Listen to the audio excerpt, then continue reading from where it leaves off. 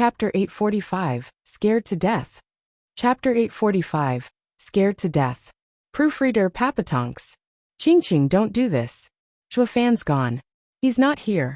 Chu Qingqing was frantic in her search and cried even as Shui Ruohua and Danner hugged her, tearing up at her pain. The others shook their heads.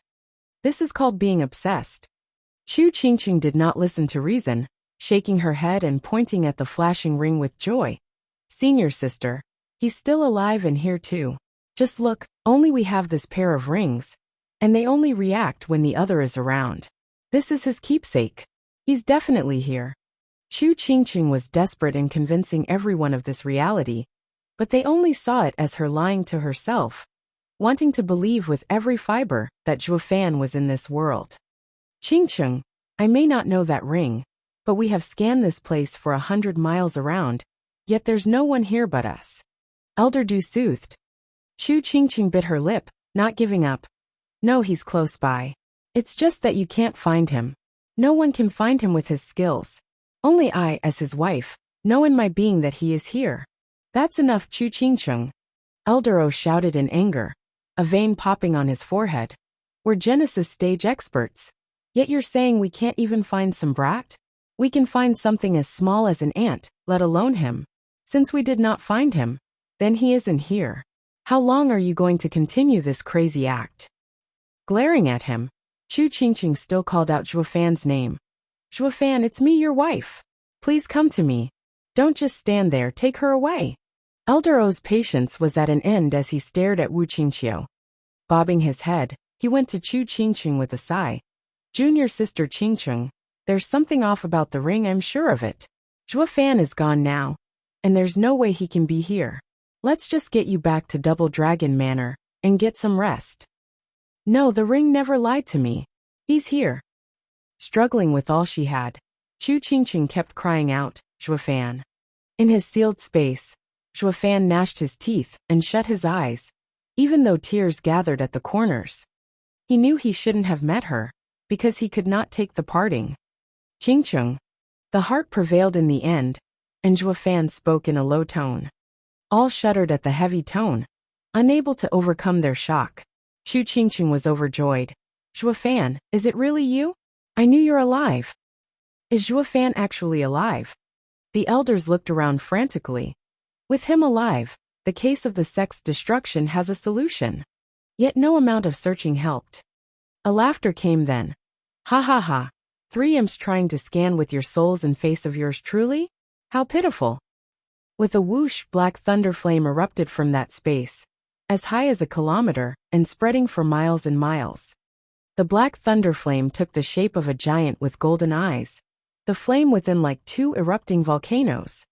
The sheer dread coming off him slammed into the 3 Genesis stage elders.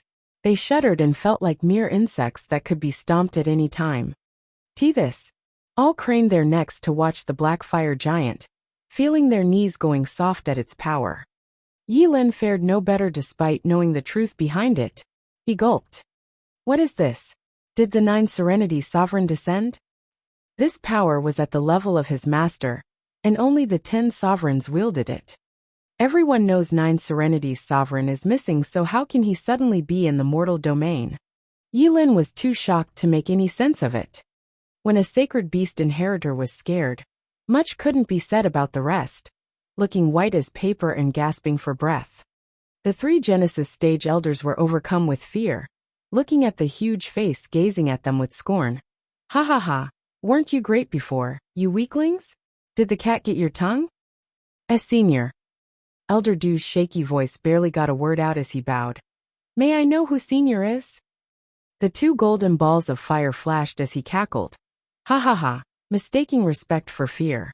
I've heard this saying many times, but weren't you 3 pipsqueaks, shouting about wanting to see me? You won't believe it until you see it, right? Well, here I am. Do you believe it now? Overlord 9 Serenities. SSS. The elders gasped in shock. Elder O, who had analyzed Overlord 9 Serenities' power, just now almost soiled his pants. The sheer power rolling off this giant was enough to rob them of all of their courage. They knew now Universal Righteous Sect's demise wasn't made by borrowing power, but by unquestionable might. Overlord Nine Serenities had never been seen before. But now they felt it all too well. The destructive power he wielded. The trio fell to their knees on the spot. Senior, please forgive our foolish words of ignorance. Ha ha ha, brats. Do you take me for someone as petty as you? The black giant mocked. The Missy has gone against your words and contradicted you. Yet you wanted to attack a helpless woman? Humph. Who knows how pissed off I'd be over the last 300 millennium, if I were as petty as you. SSS. Gasping for the third time, they all looked in shock. Oh hell, 300,000 years. What the hell is he? Even the oldest sect in Western lands is barely 10,000 years old. But this guy is 300 times that? For crying out loud, he's an old freak through and through. What invincible sword, he's nothing to this guy. No wonder he's so amazing and overpowered. Wonder what stage he's at. Definitely above Genesis stage. The trio broke out in sweat, scared to death from even moving. Ignoring them, the black giant stared down at Chu Qingqing with a sigh. He waved and a flickering ring floated down. Qingqing, may I call you that? Is this what you were looking for? The ring rested in Chu Qingqing's palm, staring at the keepsake belonging to Zhuofan. This is Zhuofan's. Chu Qingqing looked at the giant, wanting to ask more but too afraid to know the truth. The giant spoke. Child, forget about him. He won't be coming back. Chu Qingqing's fist shook. I had founded Devil Mountain 300,000 years ago, when no one could stand up to me. Recalling ancient memories, the black giant spoke. But after 200,000 years, I grew tired, focusing on understanding Tao and entered seclusion, vanishing from the world.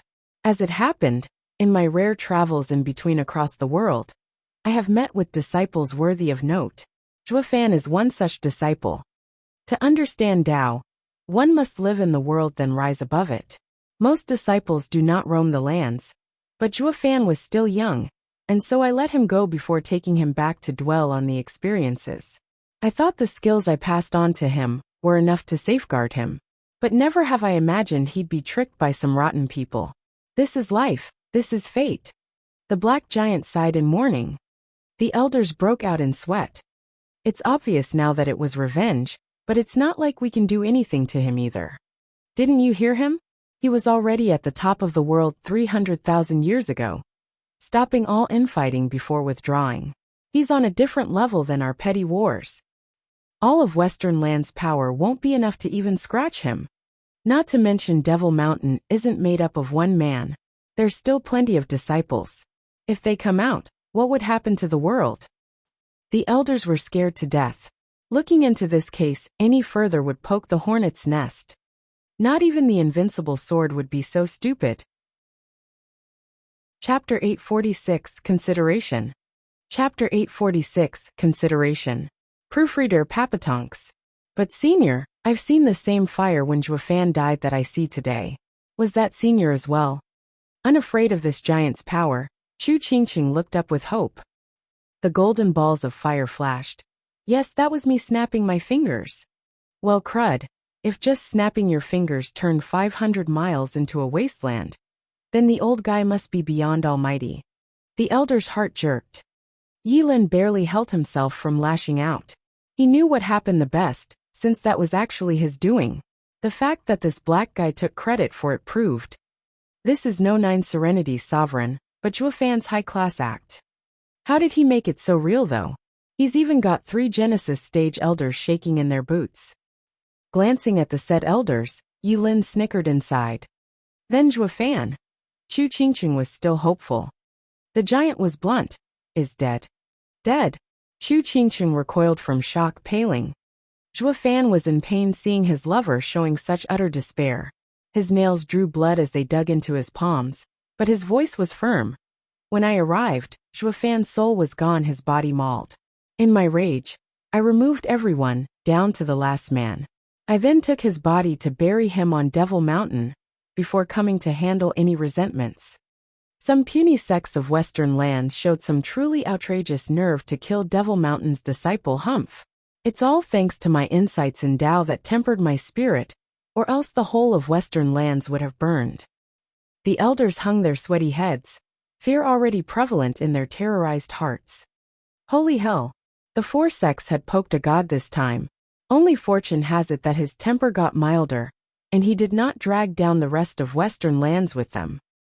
They could practically imagine him changing the world's landscape 300,000 years ago, like it was nothing.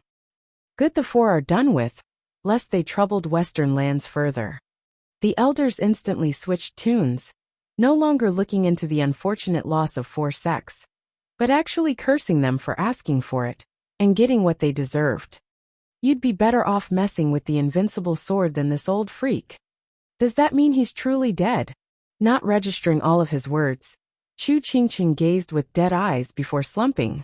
Shui Ruohua rushed over. Qingqing. What's wrong? Zhuo Fan wanted to go as well, to hold his wife, but he reined in his impulse, lowering his hand and shaking his head.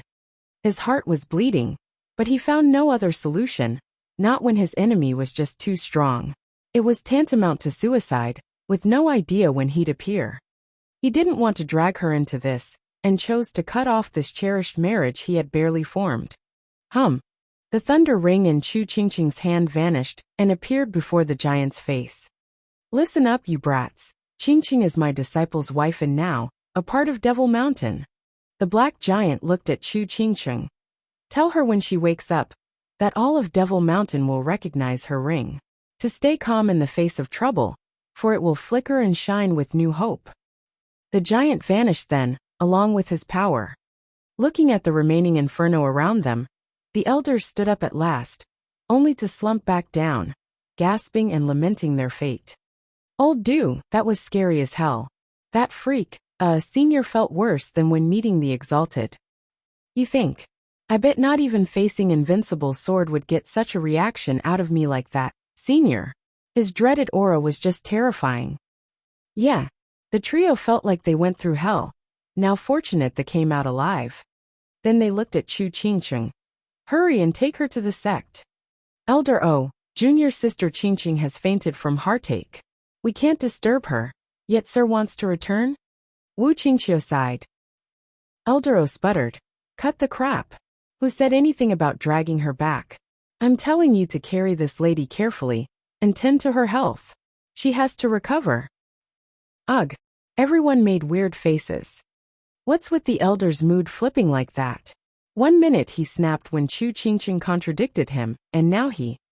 Elder O rolled his eyes. Are you fools or what? Didn't you hear, senior? Chu Qingqing is seen as his disciple's wife, and now under Devil Mountain's protection. If anything happens to her while in Double Dragon Manor, then the senior, will take it out on us. On the other hand, with the senior backing us, not even invincible sword will sound scary. That makes the young lady the brightest gem we have that we must nurture. Elder O was firm, with the other elders nodding. Now they understood and agreed with him. These elders are damn practical at least. Yi Lin realized why Zhuo Fan assumed the role of Overlord Nine Serenities, to protect Chu Qingqing. He witnessed Chu Qingqing going against the elder, and while not able to defend her in person, he used Overlord Nine Serenities to give a pretentious speech and raise her value in the elder's eyes. It was the same as looking after her while being worlds apart. He figured that no matter what danger might befall Western lands, none would touch Chu Qingqing. Yi Lin sighed and said, Elder, the case of the four sects' destruction now has a resolution. But there's still one problem. Overlord Nine Serenities has taken revenge for his disciple. But what about Beast Taming Sect? Let's just lump it in as well. Elder Du waved. Senior had us so scared there's no way we'll still be looking into Beast Taming Sect. Since it and Zhuo Fan have grudges, we'll say it's the master looking out for his disciple, since we can't look into it now. That settles it. Yi Lin nodded, grinning inside. That'll be a perfect closure. They took the unconscious Chu Qingqing and left the area, with the elders taking the lead, not wanting to stay a moment longer. After they were gone, Zhuo Fan came out of his space with a pained look. It was his last goodbye to Chu Qingqing. Elder brother, that was one high-class act. You got us soiling ourselves from fear. I even thought Nine Serenities' sovereign was here. Zhuo Fan frowned, and turned to see Yi Lin coming back. Zhuo Fan asked, Why are you here? Hehehe, there's still some things I don't get. I had left with the old coots then, but I have come back for elder brother's wisdom. Yilin bowed. Zhuofan walked away. Don't feel like it. How cold. After bringing sister-in-law, so you could see her one last time, before leaving Western lands. Zhuofan paused and sighed. What is it then? Just how did you turn into a demon emperor, and even got those 3 Genesis stage experts scared to death? Yilin beamed. Zhuofan spoke. Easy, a grain of truth in a sea of lies. The figure was an illusion I made, but it's not enough to scare those 3 by itself. But since they were wounded and weaker, they couldn't sense properly. Also, the black giant contained a trace of the destructive thunder flame. But what sold it was the eyes, the remaining 2 dragon breath pills. Those held the power of dragon ancestor, of unquestionable power. This way, truth mixed with lies to make the fear they felt undoubtedly real. Amazing. You're one shrewd guy to not only defeat me, but achieve this as well. Yilin gave a thumbs up. Ignoring him, Zhuofan left but paused again soon after. I'm leaving Western lands. Make sure that in the Double Dragon Manor, Qingcheng. Don't worry, with me around, sister-in-law will be safe. Yilin declared. Zhuofan grinned and vanished from the lit-up night by the blazing inferno. Chapter 847, Explanation. Chapter 847, Explanation. Proofreader Papatonks. Exalted. Overlord 9 Serenities was at least 300 meters tall, reaching the heavens and stepping on the earth. Even without being able to see him fully, he was covered in black flames as they swallowed the skies, his eyes burning like the midday sun, around 10 meters big and unleashing a terrible light. In the heaven-reaching pavilion of the Double Dragon Manor, the 3 elders returned with their teams of disciples to report, now kneeling before the exalted double dragons. The fear had yet to recede from their features ever since that encounter. The exalted looked at them, then at each other with dumb looks. Exalted Hei Ran was astonished, finding it hard to speak. 300 meters tall, with eyes as big as 10 meters. You call that a man? Ugh. The 3 elders recoiled and shook their heads. They saw this reaction coming, since not even they would believe an old monster, like him, would still be around, without having borne witness. Exalted sir, we saw it with our own eyes. We'd never lie about this. Sirs can ask the kids too. They were there as well, under the expert's overbearing aura. Eldero sighed. We saw the universal righteous sect being razed to the ground, replaced by a scorching inferno. The senior's power is beyond anything we know, a true monster cultivating for 300,000 years. There may not even be anyone to challenge him in the world, not even Invincible Sword. However, Devil Mountain has secluded itself, with its disciples no longer roaming the lands. If such an ancient and outstanding sect would have stayed around, that Invincible Sword wouldn't even have had the chance to show himself. The exalted were skeptical still. This was a tough pill to swallow. How can the world hide such an overbearing existence? But seeing the group so flustered and honest, then recalling Zhuofan's obscene power, the one to teach him had to be a freak in itself. The exalted shared a nod, choosing to trust it somewhat. That Overlord 9 Serenities might not be such a literal giant, since there were skills to make one look big, though he had a giant's power to shake 3 Genesis stage experts like nothing. That made looking further into Devil Mountain's vendetta a complex issue now, that was better put off. No one wanted to kick the hornet's nest. Exalted Hei Ran waved his hand. Since no other area is behind this incident, it shouldn't affect Western lands, so we'll let it go for now. With 5 sects gone, they were asking for it to be destroyed by messing with the wrong man. We don't need to stir it further, and plunge Western lands into more mess either. Elder Du, inform every sect of this, that it was not a conflict with another area. You're also to warn them, to keep to themselves and not run amok. Who knows if there isn't a second Devil Mountain out there? Yes sir, I'll be right on it. Elder Du bowed and withdrew. Exalted by May frowned. So the 5 sects killed themselves through their actions. But what are we to do now about the empty seats? With the Western lands so vast, with just 4 out of 9 remaining, it will leave a great vacuum across the board. It may even prove to be a weakness for others to exploit.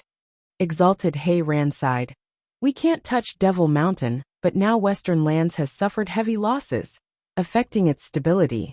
The people below sighed as well. It wasn't as simple as having Western Lands' power cut short with the loss of those sects, but also its control over it. This only grew worse since a Superior 3 sect and a Middle 3 sect were included.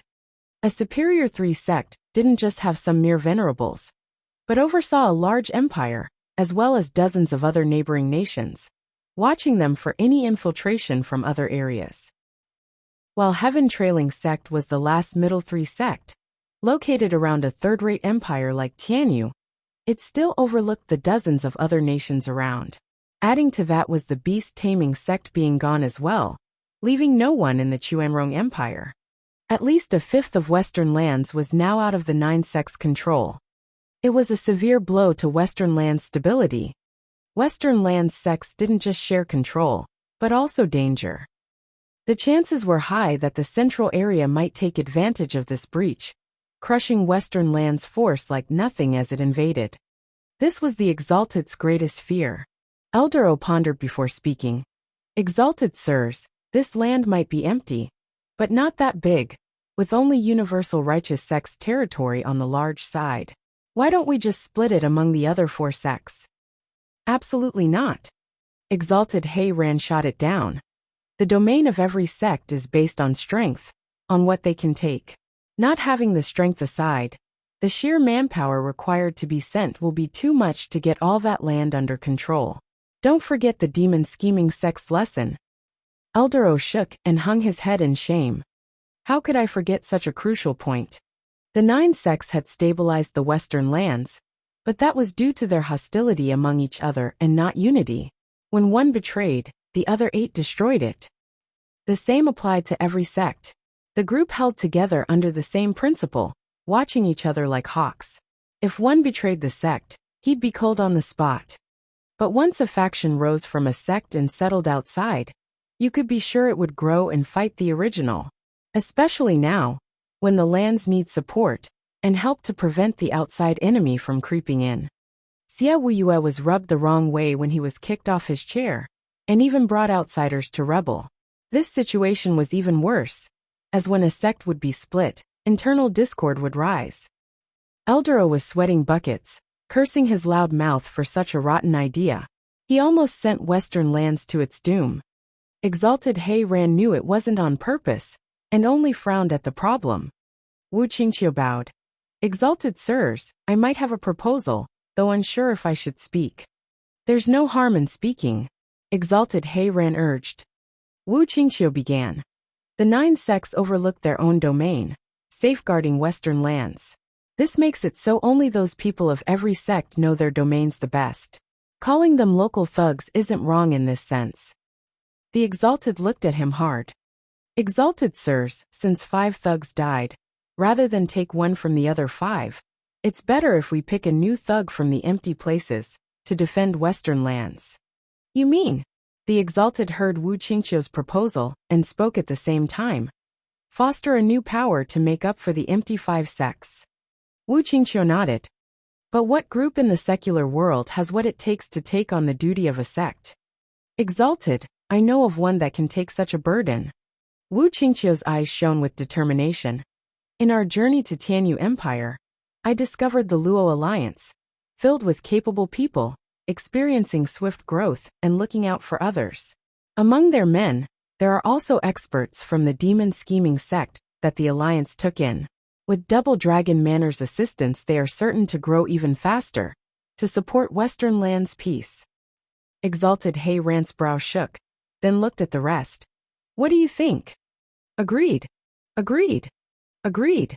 Yi Lin, Yan Mo, Wen Tao and the other disciples spoke together. The Exalted were curious about this. What's their connection to Luo Alliance to side with it? Then again, since the Luo Alliance could gain such outstanding geniuses' favor, it shows it's capable. Exalted He Ran turned to Elder O. Look into it, see if they are worthy and help them. This shall be Western Land's fortune. Yes, sir. Elder O bowed and carried the order. The meeting went through some minor matters before ending. Wu Qingqiu and the disciple flew for a waterfall when he smiled. Having secured the Luo clan a seat among the sects, brothers with spirit should be pleased in heaven. I don't know about that, just that I can't let my rival down. Yin Mo sighed and shook his head. Let's tell Chu Qingqing the news as well. It should help her ease her sadness. Hard to tell. She doesn't look like the type to chase glory. Yilin sighed. Yin Mo smirked. Hey, Chu Qingqing doesn't like you much, so what are you doing coming as well? Her not wanting to see me is one thing, and another for me to go to her. What's it to you anyway? Yilin huffed. Wu Qingqiu chuckled. Don't fight now, we're here. The group landed in an elegant yard around a clear pond. They were only greeted by Shui Ruohua and Danner, looking lost and scared. What's wrong? Wu Qingqiu rushed over, and then froze. A graceful figure leaned on the bed with a heartbroken look, her silver hair fluttering in the breeze coming from the window. Chapter 848. Back to Albice Mountain Range. Chapter 848. Back to Albice Mountain Range. Proofreader, Papatonks. Shriek. Roar. The howls and cries of animals of all kinds shook the forest. The densest area in the Tianyu Empire, while also the most dangerous, was Albice Mountain Range. Any average person setting foot in it was tantamount to suicide, with even the stronger ones not faring any better going deeper. Rumor had it that the range held some true supreme beasts that no cultivator could defeat or escape its claws. Over the ages, it gave this range the thickest air of mystery humanity had yet to unravel, even though people trekked it now and then. Or maybe there had been some, only to never escape its domain with the truth. Now though, a man in a black robe was walking casually deeper in, with only the spiritual beasts howling and growling as company. In the end, there were always some ignorant beasts baring their fangs and pouncing on the man's flesh. One got pretty close to him, but the spiritual beast's eyes blinked out, slumping dead. The man, though, went on without a care, his smile vile. The sudden weird intruder stirred up all the spiritual beasts in the Albice Mountain Range. Some savage ones scrounged up their courage to challenge this interloper, only to fare no better than the first foolish creature. It went all the way to the 6th level spiritual beasts. Only after 3 7th-grade spiritual beasts fell dead at his feet did the beasts of Albice Mountain Range finally know fear and the demonic power of this man. As if on cue, the beasts scattered, the birds fled, leaving no one but the interloper in this wild environment. Finally, with no beast around to growl, the Albice Mountain Range's true king descended. Who are you? How dare you venture deep into the Albice Mountain Range? With a reverberating roar, the man looked up, and the huge shadow bearing down on him. A 3-headed bird looked at him in fury. On its forehead was an azure flame, flickering around. Snickering, the man said, 3-headed crow, it's been a while. You know me. The 3-headed crow started. The man in black lifted his head and showed his smile. Forgot me already? Remember when you took me and young Sanzi here to see Senior Kuimping? Sir Joie. The 3-headed crow was stunned, then landed with a bow.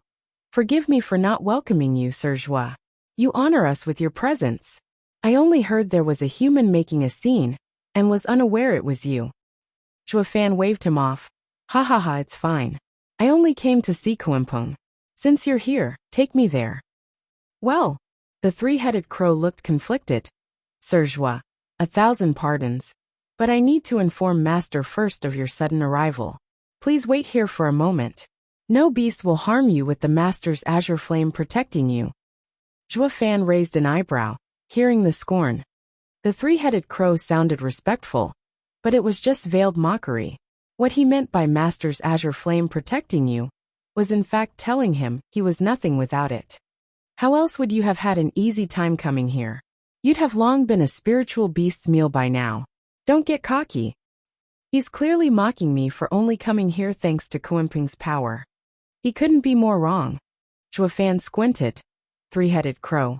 I've met Senior Kuimping before, so why make it so hard? Just take me there. Can't do. Albice Mountain Range has rules.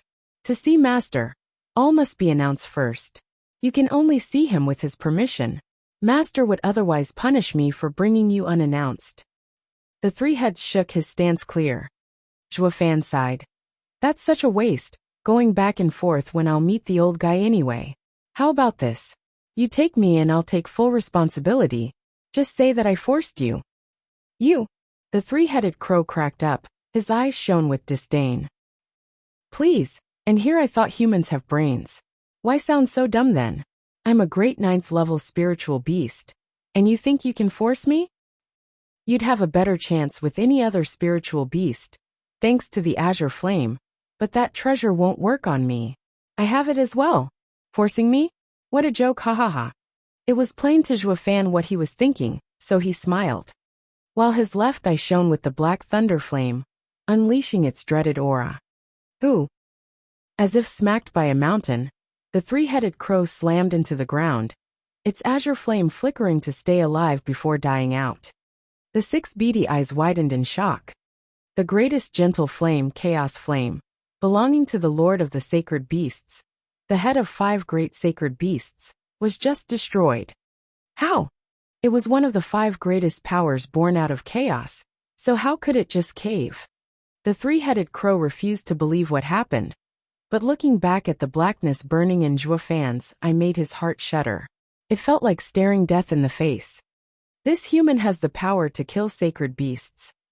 The three-headed crow was smart enough to figure all that out instantly, its feathers standing on end, sweat trickling down. With a nasty snicker, Zhuofan stepped on the still shaking spine.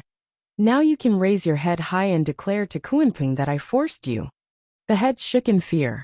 This overlord of the All-Beast mountain range, in the 9th level, was scared to death. Then let's go. Zhuofan's right eye closed and the aura faded. Without terror seeping into its bones, the three-headed crow slowly got its feet under him, and took flight without a peep, spreading its 500-mile-long wings, as he flew to Kunping. The man and beast arrived in 15 minutes, the familiar cave appearing in view, like a beast ready to swallow you whole.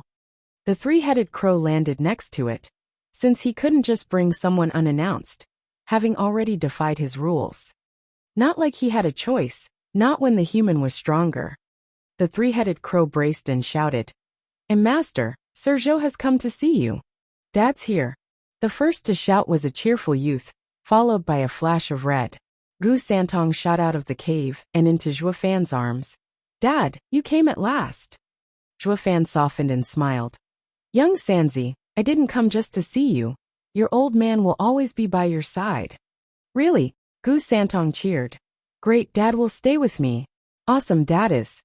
A bright laughter announced Kunping's buffed body coming out as well. "Ha ha ha, brat. Are you so free to see me? You didn't even drop a hint you're coming. I'd have sent the crow to bring you." "Thank you for that." Zhuofan nodded. Kunping sounded polite, but Zhuofan read in his eyes a grudge. What kind of king has people coming and going as they please? Chapter 849. Things changed. Chapter 849. Things changed. Proofreader Papatonks. Zhuofan jumped down with Gu Santong in his arms, and gently patted three-headed crow's warm plumage, like a good pet he was. "Thanks for dropping me. You can go now." Ugh. Kunping's smile crumbled as his face shook. His cold eyes stared straight at the crow with fury. Three-headed crow was Kunping's subordinate, his right hand, obvious by the chaos flame he loaned. As things stood now, even this trusted aide went against him, bringing an outsider without his approval. To top it off, he listened to another's orders. If that wasn't betrayal, what was? Zhuofan had done it to undermine his authority, to poach his aide. As the king of beasts, anger was a given. Alas, Zhuofan was a distant guest that had yet to push things too far, not enough to warrant conflict. The same couldn't be said about the three-headed crow. He directed killing intent towards the crow, releasing bloodlust. The three-headed crow shuddered, tearing up in fear as the 3 heads looked hurt. "Master, it's not me. He made me." Not like Kunping would believe him. His mind was set on dealing with the 3 heads, and how he was going to vent. Senior Kunping, I've come too suddenly and I'm imposing on you.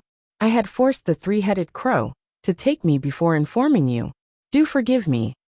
Looking between one angry and one bitter face, Zhuo Fan chuckled inside.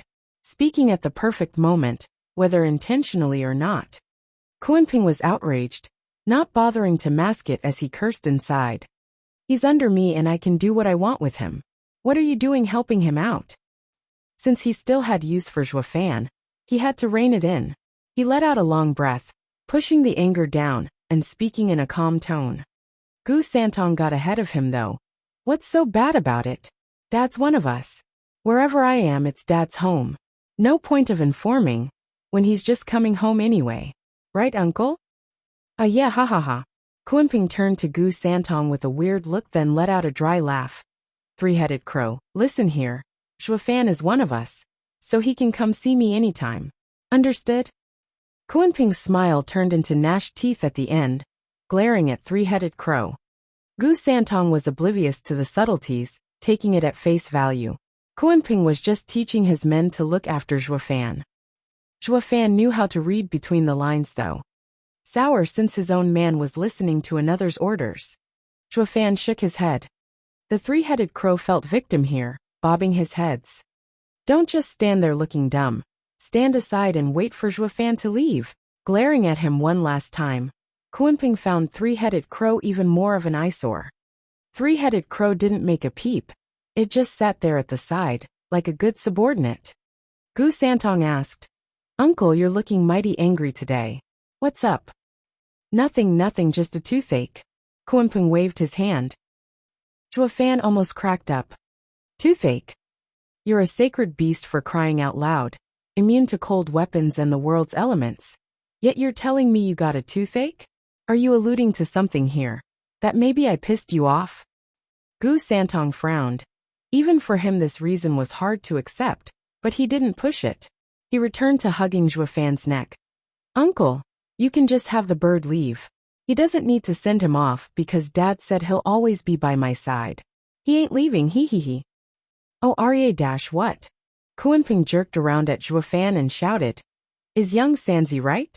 You're staying as well. What about your affairs? What about mine? Aren't you sorting them out? Staring at his shocked face, Zhuo Fan smiled. Senior Kunping, before I answer, let me tell you my latest exploits. I've already completed half of your task. Not long ago, I met with the decimating dragon ancestor. Shuddering, Kunping looked amazed. What did he say? Everything, including the events ages ago, as well as my situation. Zhuo Fan smiled and then sighed. Kunping gasped and nodded, looking serious. Since you know everything, what will you do? What else is there but being on your side? Hunted as I am as well. Zhuo Fan looked lonely. Kunping, thanks to Sir's aid, I have gone from nothing to having everything. Wife, son, friends, family. But it's also due to you that I had to cast them all out. I just don't know if I should hate you or thank you. Kunping eyed him coldly. When we met, you had nothing. And the same applies now. What changed? Ha ha ha. Anyway, to have everything, you need to keep your life and be the last victor. I'm not asking you to like me, nor to be grateful, because we're all in this together. Me and the other sacred beasts can't escape, and we'll need you to do some things for us. So when you said you wanted to find Heavenly Sovereign's remnant, and get his inheritance, I knew you'd be one of us. Ha ha ha, just like I thought, you didn't let me down and survived Lightning Canyon. A true disciple of 9 serenities. Also, did that old fire dragon have a solution out of this? Zhuo Fan sighed and explained. Kunping lit up and nodded. I see. So the mortal domain has 8 large gaps, the whirlwind tunnel. Ha ha ha. The old fire dragon's cell has been thrown around, yet still found such a secret to help us escape. Far better than me, stuck here in Albis mountain range. Oh, since there are gaps in the mortal domain, then Heavenly Sovereign's divine eye of the void isn't perfect. If we unite, winning might very well be in sight. Boy, live on well. We'll just might make it in the end, ha ha ha.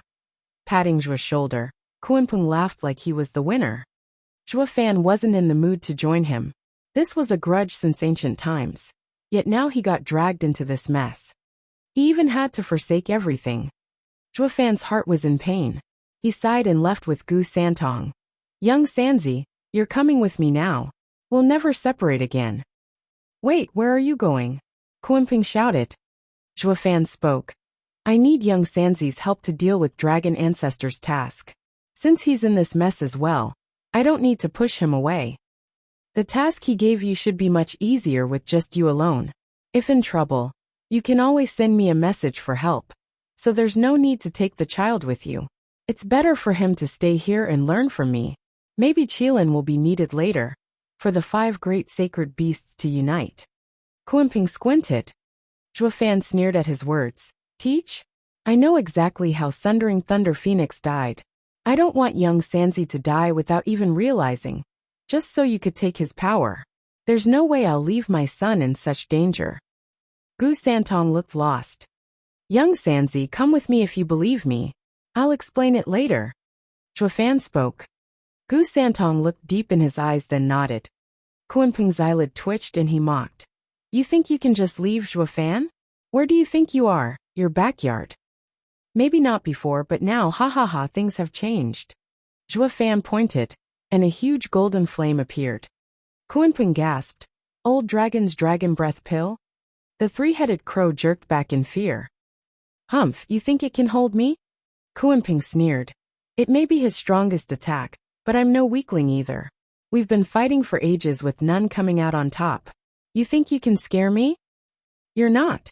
Zhuofan had a vile smirk. Oh yeah, you sacred beasts never had a winner amongst yourselves. Dragon Ancestor can't beat you, so of course Dragon Breath Pill won't work. Though that was before. Kuimping, remember why you can't leave Allbeast Mountain Range. Shuddering, Kuimping's face fell. Yes, you need the aura of the beasts to hide your own. The Dragon Breath Pill can't take you, but it will destroy Allbeast Mountain Range. I wonder if you'll manage to survive when Heavenly Sovereign finds you out and comes to kill you. The azure flame eyes shook and Kuimping sighed. Clever brat, just take young Sanzi. But are you confident you can keep him safe? He's a sacred beast offspring, but has yet to mature. Many in the mortal domain have the strength to end him. Not before, but now I can. He took back the dragon breath pill, and Zhuofan's left eye shone with the black thunder flame. Because I am his father. He took Gu Santong's hand and left. Kuimping watched in shock. What was that? The 3-headed crow rushed over. Master, he did indeed force me to bring him here. He looked from the crow to the distant Zhuofan. Kuimping sighed. I see, so things have indeed changed. Chapter 850, Central Area. Chapter 850, Central Area. Proofreader, Papatonks. The Central Area, strongest of them all, and ruled by a single nation, Sword Star Empire. While the entire world lay fragmented, the Central Area was the most united, filled with experts. While ethereal stage experts ran things everywhere else, here, they were errand boys just to earn a living. To the point the guards and patrols in cities were mostly made up of ethereal stage experts. This came as a shock to any cultivator from the other areas. This was a land where one nation ruled, where one power held control, not like theirs split apart in bits and pieces. Since ethereal stage experts were treated as such, that made all the cultivators below be nothing more than waiters and other odd jobs. So while the outsiders might be seen as young masters in their homes, here, there were strong people at every step, enough to squash them. All they could do was keep their nose down, and not make a scene. Among them was one odd pair of father and son. The days of being brash, obnoxious, killing whenever and running away when they wanted were long gone. This wasn't their home, and they had to be cautious, especially when their lives were on the line. Halt! Where do you come from? The gate had a huge board over it, engraved with the words Flying Cloud City. All flying cultivators were landing before it, making a nice queue to enter the city with calm and order. On each side of the gate stood 2 grizzled old men, releasing their mighty power for all to feel, and declare they were rare ethereal stage experts in other areas. But a dime a dozen here. They were given orders to check all newcomers. Something must have happened for the situation to be so tense. A man in black robe, pulling along a cute and adorable 7-year-old boy, approached the guards with a bow. Seniors, I come from Western lands. We've been hunted down by an enemy and forced to escape here. I hope seniors will help us? Hunted by an enemy? The two squinted and nodded with contempt. Haha. Fifth layer radiant stage. And with a child dragging you back. Of course you'd be hunted. Just go, not like a weakling like you can cause anything.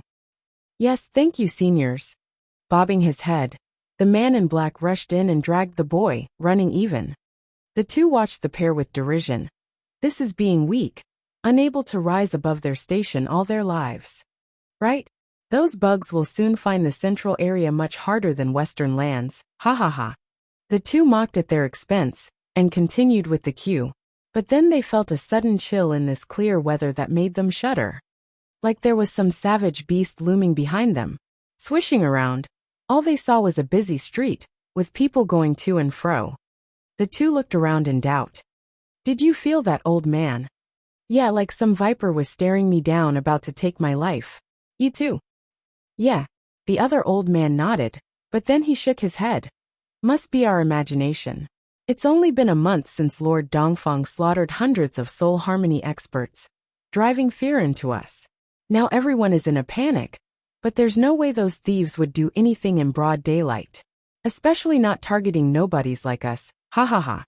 Yeah, sometimes weakness is good. At least those that are strong will ignore us, the other one said with a dry laugh. Then he turned serious and went on with his job. Ironic how they already forgot that just now they laughed at the father and son's weakness. In a dark corner of the city, the man in the black robe held the child's mouth without budging. When the gate situation calmed down, he eased a breath and let go. The child threw a fit, roaring, "Dad, did those old coots look down on me? This hasn't happened since I came out the first time. If you hadn't stopped me, I'd have their heads in my hands right now." If you'd have done that, then we'd be doomed as well. The man in black smiled. Zhua Fan was like a totally different man now. His eyes looked bright, his face calm, curbing his evil tendencies to the max. Patting Gu Santong's head, Zhua Fan smiled.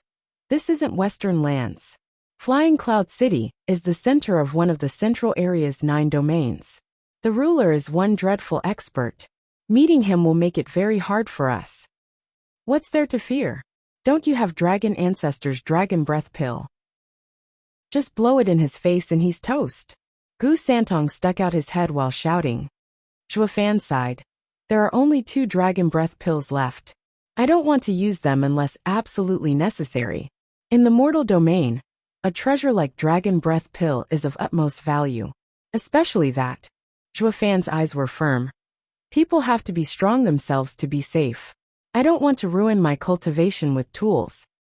That's why these past 2 years you trained in that true self-art thingy, regressing your cultivation? Gu Santong pouted. Zhua Fan shook his head. True self-art is an art for the heart, not to set my cultivation back. Looking weak is just that, appearances, when in fact, it brings me close to self. If not for the 2 years spent training in it, who knows how broken my heart would be in this situation. Thoughts give birth to demons and saints. Maybe I'd have already sunk into a demonic state by now, unable to see the surface. My true cultivation easily reached the 5th layer ethereal stage, all thanks to true self-art's calming effect. Elder Yuan truly was my master. Seeing his vibrant eyes, Gu Santong sighed, knowing he was recalling the people he forsook. But then he pointed at his neck and grumbled. What's with this golden locket then? It's hideous, like I'm some wee child. Aren't you? Zhua Fan pinched his cute cheeks, teasing. Young Sanzi, any parent would want to see their child grow up healthy. I made the Evalife locket myself, with all my love. You have to wear it. Gu Santong's face twitched. Dad, but I'm 300 years old, not some kid. You think I don't know what it does? It just hides my strength. I'm in the 6th layer ethereal stage, but with this thing on, I look like a defenseless 7-year-old. All the way here everyone's been pinching and ruffling my hair so much, I'd be dead if you didn't stop them. Hold it in for now. You're just too freaky. Have you seen any other ethereal stage kid around? Zhua Fan waved his hand. Exposing your strength would be the same as a jester, getting everyone's attention in the central area. How are we supposed to work then? I know that. Dad made the demonic treasure to hide my aura. But couldn't you have made it smaller and not so flashy? It's humiliating wearing this huge thing. Yes, you're so precious. Zhua Fan cut his grumbling short. Look at your childish and cute face. Isn't it innocent? Adding the Evilife locket and you're an angel. No one would ever believe an angel like you hides a savage beast. You'll be the ultimate weapon. Think about it.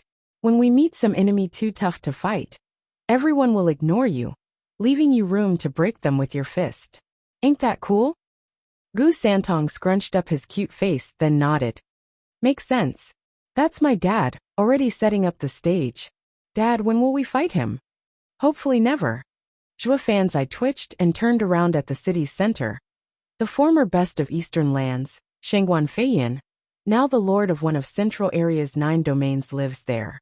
It would be best if we can avoid him. Zhua Fan's eyes grew hard. Chapter 851 Stopover. Chapter 851 Stopover. Proofreader Papatonks. Going by Dragon Ancestors' extremely sketchy map, a whirlwind tunnel should be around here. And since the strongest takes everything rule, it should be in the Flying Cloud manner. Closing his eyes, Zhua Fan analyzed the situation. But with Flying Cloud manner being Shengguan Feiyun's, that means there'll be tons of experts. Sneaking in is nigh impossible. Smiley face, Feiyin equals Flying Cloud. Zhua Fan opened his eyes, feeling a headache coming. Gu Santong sighed. What do we do then? Since Dad says there's a ton of experts, 2 of us can't stop them, short of using the Dragon Breath Pill. Dragon Breath Pill is the very last resort. I don't want to waste it. Zhua Fan's eyes shone. Young Sanzi, you saw how tight the security at the gate was, how cautious the old guys were. We've been in Central Area for months now and seen plenty of cities, but only this one's guards were cautious. Gu Santong shook his head. Maybe because it's one of the 9 domains' central city. No, there's gotta be something else. Zhua Fan shook his head and smiled. The Central Area has been overbearing, and even declaring itself unafraid of the other area's spies. Because they're strong enough that no matter what leaks, they could still flatten anyone and anything. That's why the Central Area is relaxed and casual, instead of being tense and earning ridicule. Yet Flying Cloud City is different. This goes to show that something happened recently, to make even Shengguan Feiyin grow cautious. This means that with how tight the security is, even at the manor, we have no chance at all of checking it out. Gu Santong shrugged. Zhua Fan chuckled. Fortune favors the bold. With Shengguan Feiyin tense, that means he's threatened. I may not know where this threat comes from, but there's conflict going on. These troubled waters might just be what we need to slink through. Why didn't I think of this earlier? Dad's the smartest, ha ha ha. Gu Santong laughed. Then what now, Dad? Zhua Fan smirked. Find a stopover and observe the changes. We may be staying here for a while, ha ha ha. Zhua Fan flicked his sleeve and walked towards the most packed district, with a puzzled Gu Santong behind. 3 hours later, the duo stood before a large courtyard, looking abandoned for some time. Next to them was a bearded man, in the 6th layer radiant stage. Good eyes, sir. Flying Cloud City has few great homes. If not for an urgent need for spirit stones, I wouldn't have given it up. The man saw no one around, and made his pitch. Gu Santong rolled his eyes. When he first saw the old man in the market, and in radiant stage, pulling them to the side, he thought he was someone special, only to try selling them a house. It seems Central Area really is packed with experts. So much so radiant stage experts are useful only as real estate agents. What will that make of profound heaven experts, sweepers, or chamber pot cleaners? Sizing the house, Zhua Fan nodded inside, saying, Say a price. How about 8 million spirit stones? 8 million? Zhua Fan mocked. Why don't you grab it? You take me for a money bag. Even in Western lands, the most a house would go in an imperial capital is 1 million. A house is just a place to stay, while spirit stones are the core of one's cultivation. Buying houses instead of looking after your training is breaking your future. The man showed a despising gaze. You think this is Western lands?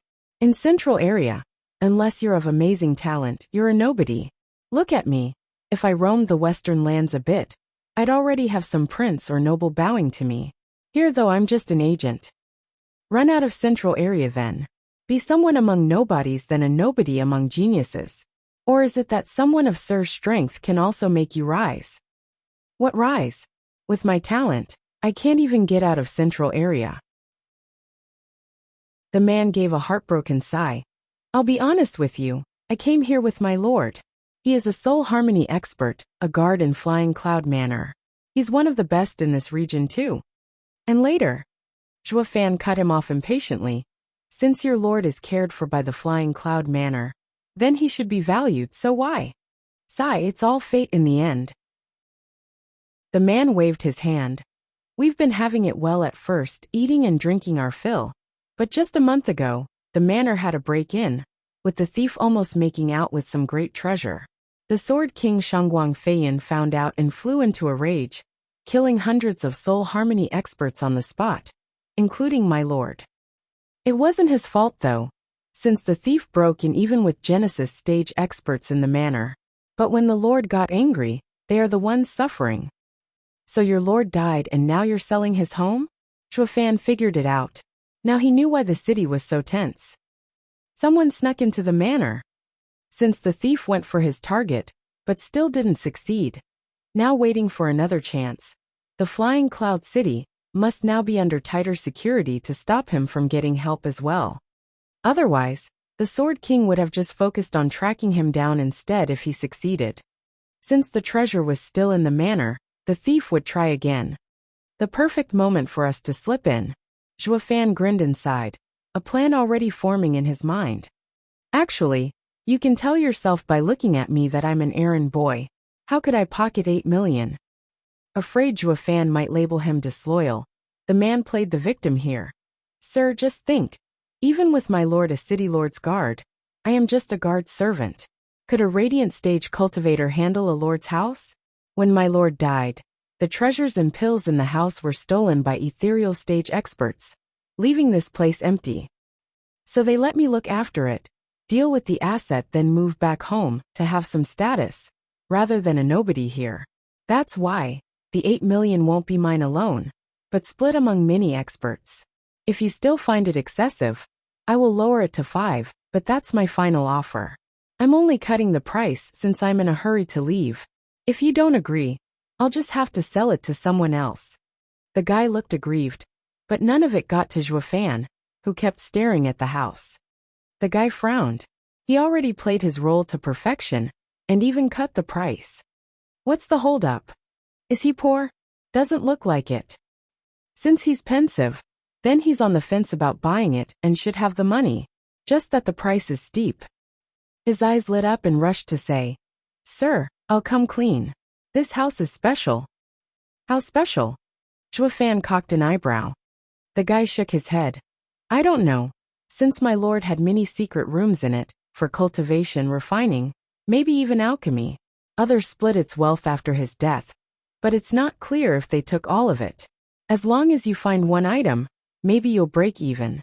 Take it as a freebie of sales and try your luck. Zhuo Fan chuckled. The greedy ones might fall for such a tactic, but not Zhuo Fan. Though he still needed a stopover from where he could check things out. Grinning, Zhuo Fan turned to the guy. Brother, didn't you say 5 million? That was without the freebie. The man beamed. Zhuo Fan waved his hand. You'd have long found it if there ever was one. Nothing to do with me. 5 million you either sell or I walk. I'm sure there are plenty of others in the market with how hundreds of experts died like you said. Shuddering, the man felt like ripping his mouth off for saying more than necessary. He was in a rush to leave though.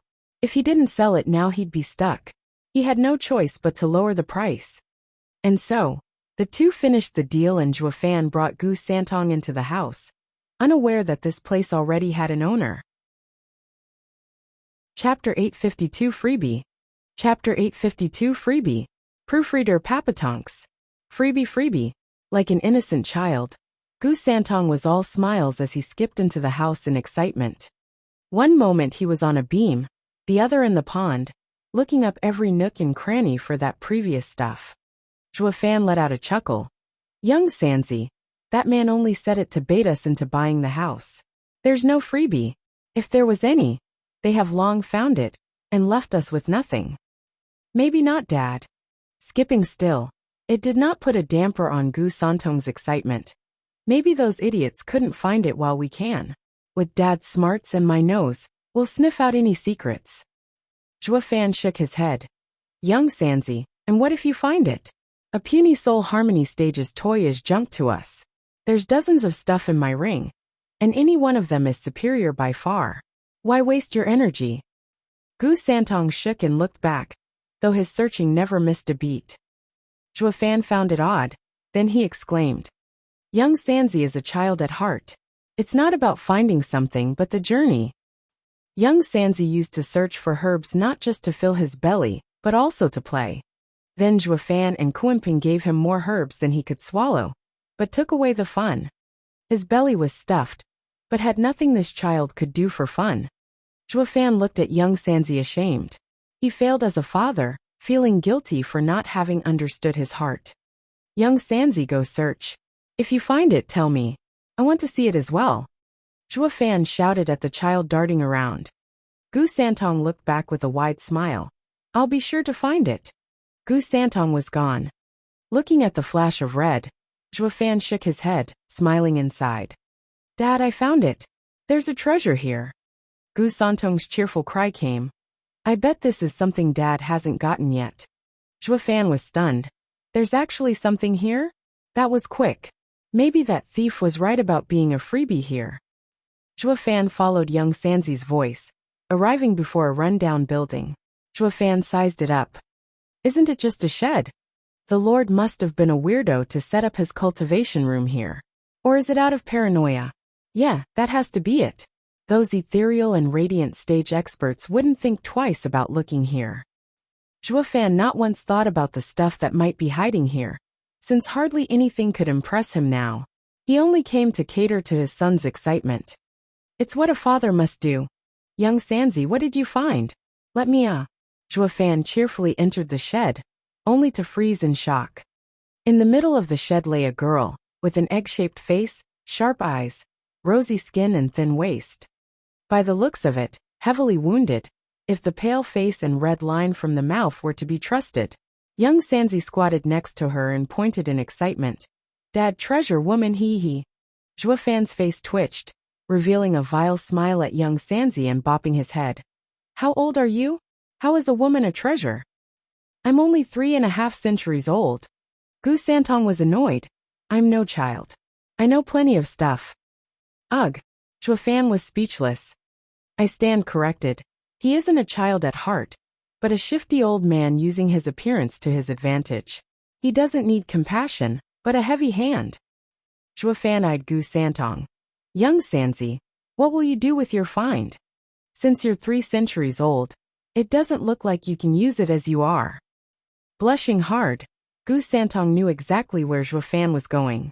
He glared in shame and anger. Dad, you're nasty. I'm nasty? When you called a woman a treasure, what else could you have been meaning other than something nasty? A wise guy. Zhuo Fan stared back. Pouting, Gu Santong huffed. I found her like this, unconscious and weak. The way I see it, she must be the cauldron the Lord used to cultivate. If so, I only saw her as a cultivating treasure. What's wrong with that? Damn brat, are you splitting hairs with me? Zhuo Fan didn't shirk and touched the girl's icy wrist. He laughed. Ha ha ha, you got it all wrong. How's a maiden supposed to be a cauldron? Gu Santong turned to the girl with a puzzled gaze. Was I wrong? Then what is she doing in this place? Was she left behind? Zhuo Fan mocked. Kid, what are you thinking? This girl ain't from this house. Think about it. With her looks, even as a cauldron they'd take her for sure. Also judging by her wounds, a month at least. Zhuo Fan faced his son, showing off his wisdom. But then he squinted. But that means. Zhuo Fan's eyes shone and walked behind the house. Young Sanzi, get a room ready. I'm going to heal her. Gu Santong was taken off guard by his actions. Never knew Dad as a caring guy, going as far as healing a stranger, especially a girl. Gu Santong had a coy smile. Sure, Dad. You're going to use healing as an excuse to dual cultivate. Wait till I tell Mom. Zhuo Fan jerked, then glared back. Why, you little miscreant? Since when have I dual cultivated? Did you forget what happened a month ago in Flying Cloud City? Flying Cloud Manor had a break-in. Gu Santong bobbed his head then pointed at her. Dad then. Zhuofan's eyes shone nodding. More likely than not this girl is involved. By saving her, we'll get some valuable info out of her. So don't just stand there, get a room ready. Oh. Gu Santong bobbed his head and darted for the house, setting up a room in a jiffy. Zhuofan came in with the girl and set her on the bed. He used his energy while touching her forehead, returning dragon's roar. Roar. A green glow started entering the girl's body, healing her under their very eyes. When the glow vanished, the girl didn't wake. Her breathing faint, still in danger of vanishing. Dad, it didn't work. When we beat that old Huangpu, he gave us a hard time with this skill. Gu Santong was puzzled. Zhuofan smiled. We were just in the radiant stage. But once in the ethereal stage, the real wound isn't on the body, but the soul. The last is in the 8th layer ethereal stage. Her wounded soul comes first, then her body. It won't matter if her body is healed, but not her soul. I only gave her some first aid, letting her hang on a little longer. Now comes the hard part, healing her soul. Gu Santong nodded. Young Sanzi, look after her. I'll be cultivating for 3 days, to make an 11th grade pill to heal her soul. Don't disturb me. Zhuofan walked out. Gu Santong said, aren't the pills we have enough? It's not just her soul wounded, but her odd state like. Zhuofan frowned in thought. He lifted the Qilin arm, looking at the scar vaulting sword left. A wound made by a sacred weapon. The strange energy is still there. Since it's a heavy wound, it needs special pills. Chapter 853, Waking Up. Chapter 853, Waking Up. Proofreader Papatonks. In a dark room, a 10-meter-tall bronze cauldron sat on a raging fire that spewed out thick smoke. The light shone upon a man, casting a black shadow and revealing his face. He had his eyes closed, his hands poised in a sign, as he sat before the cauldron. The cauldron started shaking then, blowing out its lid with a bang. It revealed a round and shiny pill with a golden luster. It floated in the air and darted away. Zhuofan flashed his eyes open, and saw the pill flashing by him. He made a sign and pointed. Hold. The pill froze in the air, not budging. Grinning, Zhuofan took a vial and placed it inside. The pill looked like a victim, as it just slumped dully on the glass wall. Zhuofan closed the vial with a smile. He walked outside, taking a deep breath of fresher air. 3 days refining feels like ages. The gaudy sun above, and the deep breaths helped lighten his mood, as he took large steps towards the guest house. Creak. He found Gu Santong inside, bored out of his mind, sitting at a table, and watching the bed with a dead look. The pretty girl was like a sleeping beauty. Zhuofan smiled. The young miss, how has she been these days? Dad, you're finally out. Any longer and I'd have gone stir-crazy in here. Gu Santong complained. Zhuofan teased. Many others wouldn't have been able to sleep from the excitement to spend 3 days close to such a flower, but only you'd see it as a chore.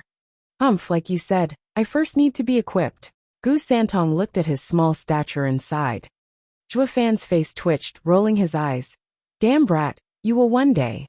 I heard sacred beasts mature when their powers increase. So grow up well. Patting his head, Zhuofan chuckled, turning to the patient.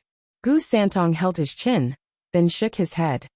Zhuofan touched her wrist. There's still hope. Her situation hasn't worsened. Zhuofan took out the vial and placed the still warm pill between her soft lips. The pill flowed into her body and she shook wildly, her unmarred face turning into a frown. The change was brief, as the girl eased a breath and calmed down again. Dad, why isn't she waking up? Was your pill a dud? Gu Santong saw the girl laying as always and complained. Feeling her condition, Zhuofan nodded and smiled. Brat, that was an 11th grade soul pill, sacred soul pill. A dud? No, it's her heavy wounds that need more time to heal. In a few days she will recover. You watch over her, and don't let her flee and make it all pointless. Zhuofan walked out. Hold on. Gu Santong complained. Dad, why am I stuck babysitting? You do it. It will make some tonic pills for her, ha ha ha. Fan beamed, his pace quickening. He justified himself. Refining is so taxing. I wouldn't have done this if didn't want her to wake up. Whoosh! Just as he reached the door, a flash of red blocked him. Gu Santong pouted and snapped. Dad, my head might not be as quick as yours, but I'm no fool. You said no ordinary pill can help her, so you had me watch her while you refined. And don't we have plenty of tonic pills? What do you take me for, a 3-year-old? Fan froze, darting his eyes around for a solution. Gu Santong shouted before he could find one. It's your turn to babysit. I'm out to play. Gu Santong was gone. Hey, wait. Too little too late. The kid was long gone. Turning from the sleeping beauty to the distant sun, Fan sighed. Can't this kid share just a little of my burden? Watching a comatose person is boring as hell. I still need to find more about Flying Cloud City's situation. Yep. Fan was like Gu Santong in this regard, not wanting to be stuck here. Like father like son, waiting here for the slow trickle of time was worse than killing them. But since the son fled, that left his old man to do this rotten task. Helpless to the extreme, Fan slumped in the chair with Gu Santong's dead expression on his face. Yawning, he looked at the bed, then checked her condition now and then. He soon noticed that her state was improving, though she showed no sign of stirring. Frowning, Fan gave her a few more pills with no result. 3 days trickled by painfully slow, and the damn girl was still sleeping. Fan's was far more impatient than Gu Santong, pacing around the room. The rare glance at the bright outdoors with chirping bird only worked to taunt him. Anyone would have lost it at this point. For crying out loud! Where the hell did he run off to? He just couldn't wait to get far away from his dad. Didn't he want to stay with me at all times? To rely on each other, be each other's support? Now look at him. It hasn't been a week, and he's already fled. What kind of son leaves his dad for 3 days? Scowling, Fan paced some more, and glanced at the bed even more, now turning his irritation on her. And you brat, I've already healed you, so why aren't you awake yet? If you keep sleeping, I'll just thrash you. Silence welcomed him. A raging fire roared in his belly, with no place to vent. These 3 days were spent doing nothing at all. He couldn't even cultivate. Out of fear, the girl woke up and messed his concentration. These long and arduous, but mostly flat, 3 days were getting to him. He was no saint either, not shirking from hitting a woman, but he had an image to uphold, that of a father. Hitting a defenseless girl will ruin his image of me. As a father, only in front of his son did he curb his evil tendencies. So his sneaky eyes darted from one corner to the next, making double sure there was no young Sanzi in sight. He showed a vile smile as he approached the bed, rubbing his hands. Missy, it's for you own good. A couple of slaps ought to wake you up. If not, it'll make me feel better too. See, win-win, right? Hee. Fan spat in his hands, lifted his hands high, and let them fall on the girl's most delicate face. There was no real force in it, of course, doing it just to let off steam. Anything more and her head would fly. The wind behind it, though, made her black hair float. The slaps weren't harmful, but they were sure to leave some lasting impressions. But then her eyes shot open, staring straight at Fan in anger. Stunned, Fan's hands faltered in the air. Pa! The pause gave the girl time to grab his hand and fling him on the bed. She jumped on him the next second, clutching his throat as she spoke in a loving voice. Who were you trying to thrash?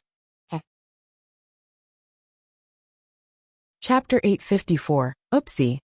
Chapter 854, Oopsie. Proofreader Papatonks. Since her actions didn't seem serious, Fan let her have it, pushing him on the bed. Being under her on the bed, and looking at her fine features, he looked lost. You're awake? Since when? Humph, for a day now. The girl glared. Oh, are you mad you didn't get to slap me? Fan only heard the first part about waking up. At least she didn't hear me and young Sanzi. The show can go on then. Though there was some shift in the script. He wanted to appeal to her gratitude for saving her life to get her to spill the beans. But after this oopsie, it was a miracle they didn't become enemies. Getting information now would prove to be a hassle. Sigh, idle hands are the devil's playthings. Why the hell would slapping some girl even cross my mind? Zhuo Fan shook his head inwardly, looking at the girl pinning him with a bitter smile. Miss, since you're awake, why fake it? How else was I supposed to get a grasp on the situation? Were you a friend or foe? There's only two kinds of people one would drop their guard around. A dead man and an unconscious one. The girl raised an eyebrow in pride. Your actions proved it. The fact that you'd be rough on an unconscious person shows you're not friendly. Only by faking sleep for a day could I see through your evil nature. Zhuo Fan's face twitched and nodded. Miss, you're a genius, a true veteran of the cultivation world. I am in awe seeing how you see through my little vile intent. Damn right, since I am Eastern Lands. The smug girl grew conceited. Zhuo Fan had his ears peeled, though the girl sure was cautious, stopping midway. Sighing inwardly at the missed chance, Zhuo Fan changed his approach. Miss, you're so young yet you're in the 8th layer ethereal stage, so much stronger than Western Lands' best geniuses. You must be quite famous in the Eastern Lands. What's it to you? Are you testing me for information? The girl roared. Her gaze showed she was on guard. Zhuo Fan's heart sank, knowing any further attempts were pointless. To avoid any aggravation, he played dumb. No, miss, that's not it. I was just saying. I don't mind if you won't say it. The girl huffed. Bang. Zhuo Fan was hearing the front door being knocked on. We've been in Flying Cloud City for a few days. Who could be looking for us? Don't tell me young Sanzi is at it again, stirring things all over the place. Don't move. Ka. The girl sounded far more nervous than him. He was choked so hard his neck sounded cracking. Zhuo Fan's face was beet red, tapping her hand quickly. Miss, you almost choked me. I should have with how vile you are. It's what you deserve for not only holding me unconscious, but even trying to slap me. The girl scoffed and ignored his protests. Her attention was completely taken by the knocking on the door. Zhuo Fan knew she had no intention to kill, or Zhuo Fan would have long since killed her instead. Though getting choked is getting me nowhere. What was worse, if his son found him like this?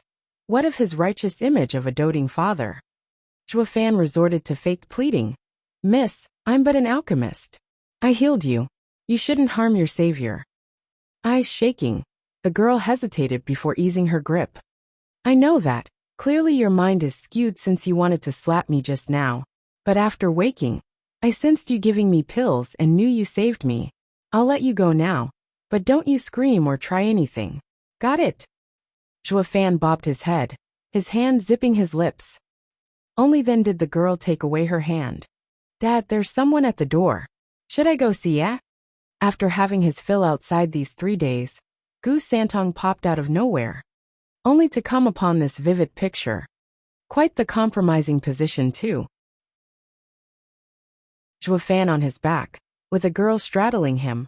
What took the cake was her hand on his chiseled chest. Though it was the one that choked him just now, the kid didn't know that. Gu Santong, of course, took the burning image at face value, labeling it as not safe for children. His reaction to this more than obvious adult affair was disgust. Dad, is this what you mean by unable to sleep from excitement? Since I can't understand nor partake, I'll let you enjoy yourself. Gu Santong left the room with a flat look, going to see who was knocking. What did he mean? The girl looked below her with a lost look. Zhuo Fan's face twitched. Miss, you're more immature than a child. Don't you find our state even a little indecent? Indecent? The girl now reacted, having been pointed out. Looking down on Zhuo Fan being under her, she went red in a flash and cried. What are you doing in my bed? Get the hell out. Zhuo Fan rolled his eyes. Sister, don't tell me you don't know. It's you who dragged me on the bed here. And how am I supposed to go when you're sitting on me? Oh right. Flustered and panicking, the girl rushed off him, and off the bed. Zhuo Fan glanced at her, like an innocent bystander. Whoosh. This mystery girl in the 8th layer ethereal stage, in her panic, got tangled in the sheets and fell as she got off. It resulted in one perfect angle impossible to reproduce, sending her falling on Zhuo Fan. The calm Zhuo Fan, still on the bed, pretended to be weak, willing to take anything she'd dish at him, even the incoming looming shadow on his face. So while this unknown had hit his head, Fan found a peculiar scent overtaking his mind, along with sweet and soft lips gracing his own. The two were firmly joined at the lips. The pair of eyes had never been so close, watching each other. The two went wide-eyed, and the heat coming from the other made their hearts race, and their faces red. "Dad, there's a bunch of people outside." Gu Santong's timing was flawless, looking at the even more explicit view with a lost look. "Should I let them? I better go." Gu Santong left like natural. "Ah!" The girl shrieked and jumped off the bed with a burning face. Her eyes teared up too. Fan looked embarrassed, sitting up. Clang! A sharp sound then revealed a jade longsword at Fan's throat. The girl spat through gnashed teeth. That was my first. You stole it from me, and now I'll tear you to pieces." Wait, who stole what here?" "You did it, not me." Fan faked panic. "You know very well I did nothing but lay here. It's all on you. Miss, let's be reasonable here. In any case, I'm your savior." That. The girl was ready to cry. But then she glared. "I don't care. You used me and now you die." The girl pushed on the sword, about to pierce Fan's throat. Fan's eyes turned cold, and the Qilin arm shone red. He wanted the girl's knowledge, but since she lost it and wanted to kill him, he'd have to return the favor. "You brought this on yourself. Dumb girl, since I can save you, I can also kill you. At the very least, dumping your body in a public place should stir something and give me clues." Fan's eyes shone with bloodthirst. The girl was oblivious of it in her panic and shame. She'd never believe a wee fifth-layer radiant stage cultivator would be a demon in disguise.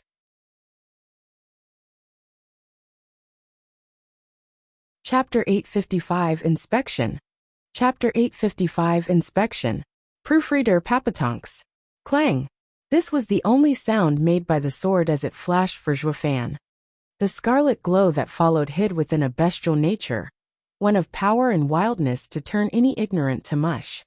Fan stood there at ease, ready to grab the sword and snap it like a twig. "Boy, you're newcomers in Flying Cloud City."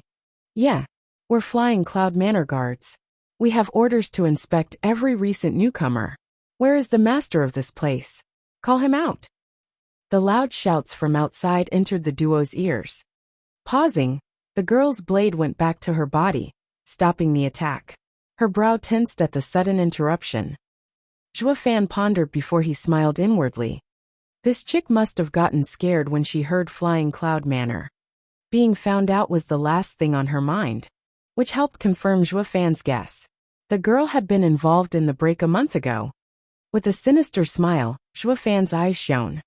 The girl grew angry at his rotten smile. The jade sword once again went to touch his neck as she barked. "What are you smiling at? Stop that."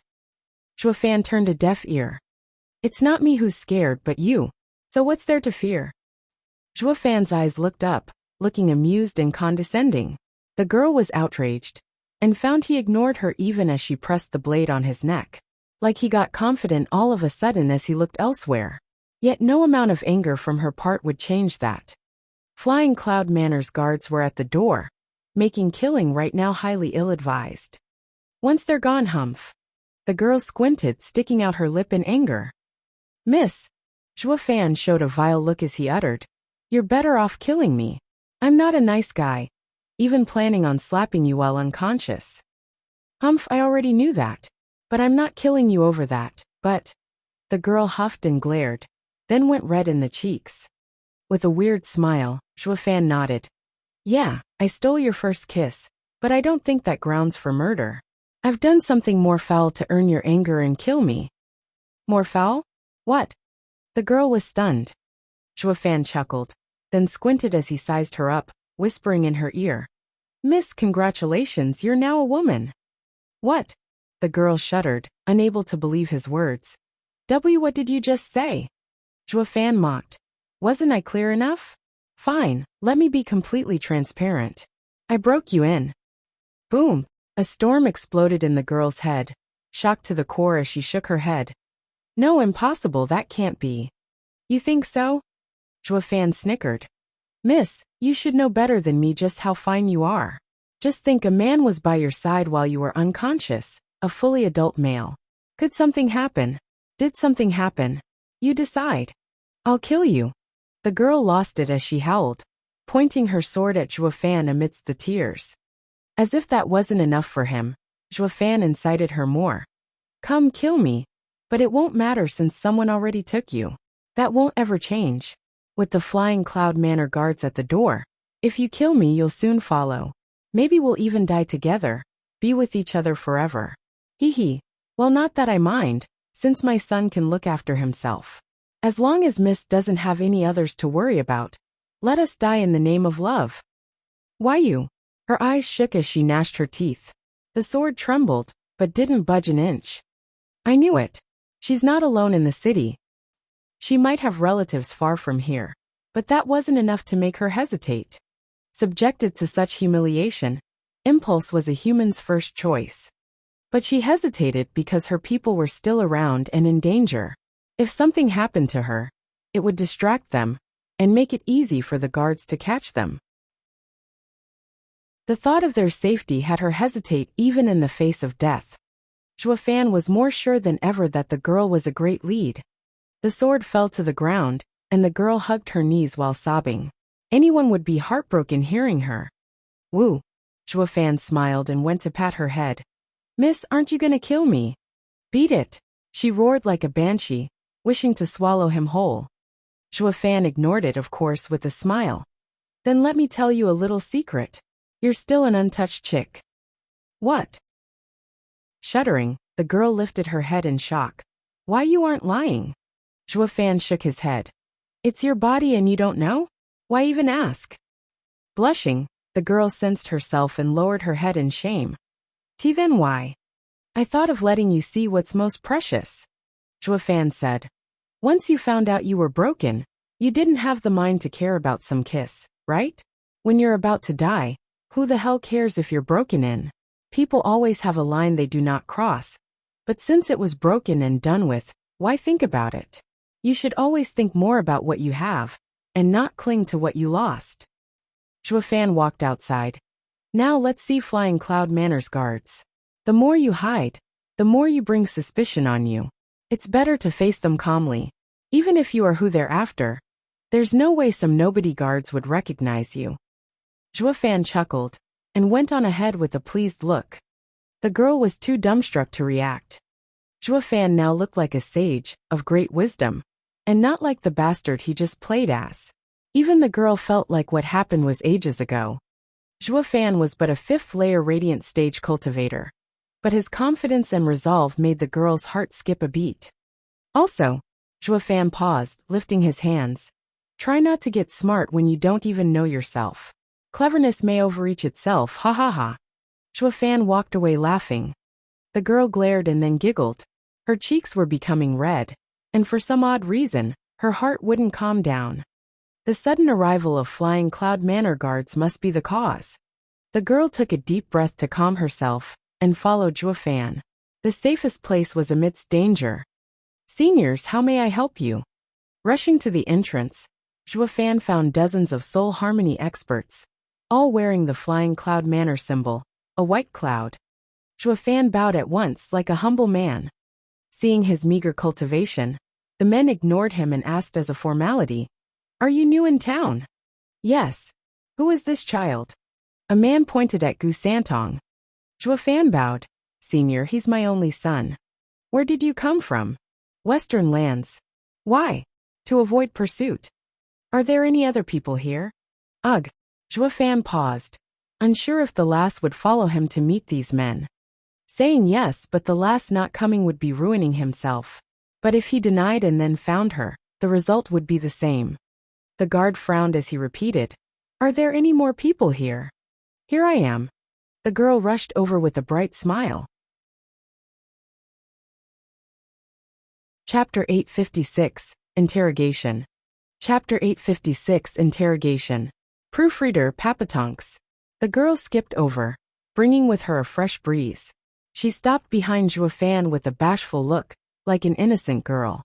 The guards were dumbstruck by her behavior, looking lost. It only made the girl feel self-conscious and hide behind Zhuofan, like a baby sister oblivious to the world's evil protected by her big brother. The gentle nature instilled in the people a sense of protection.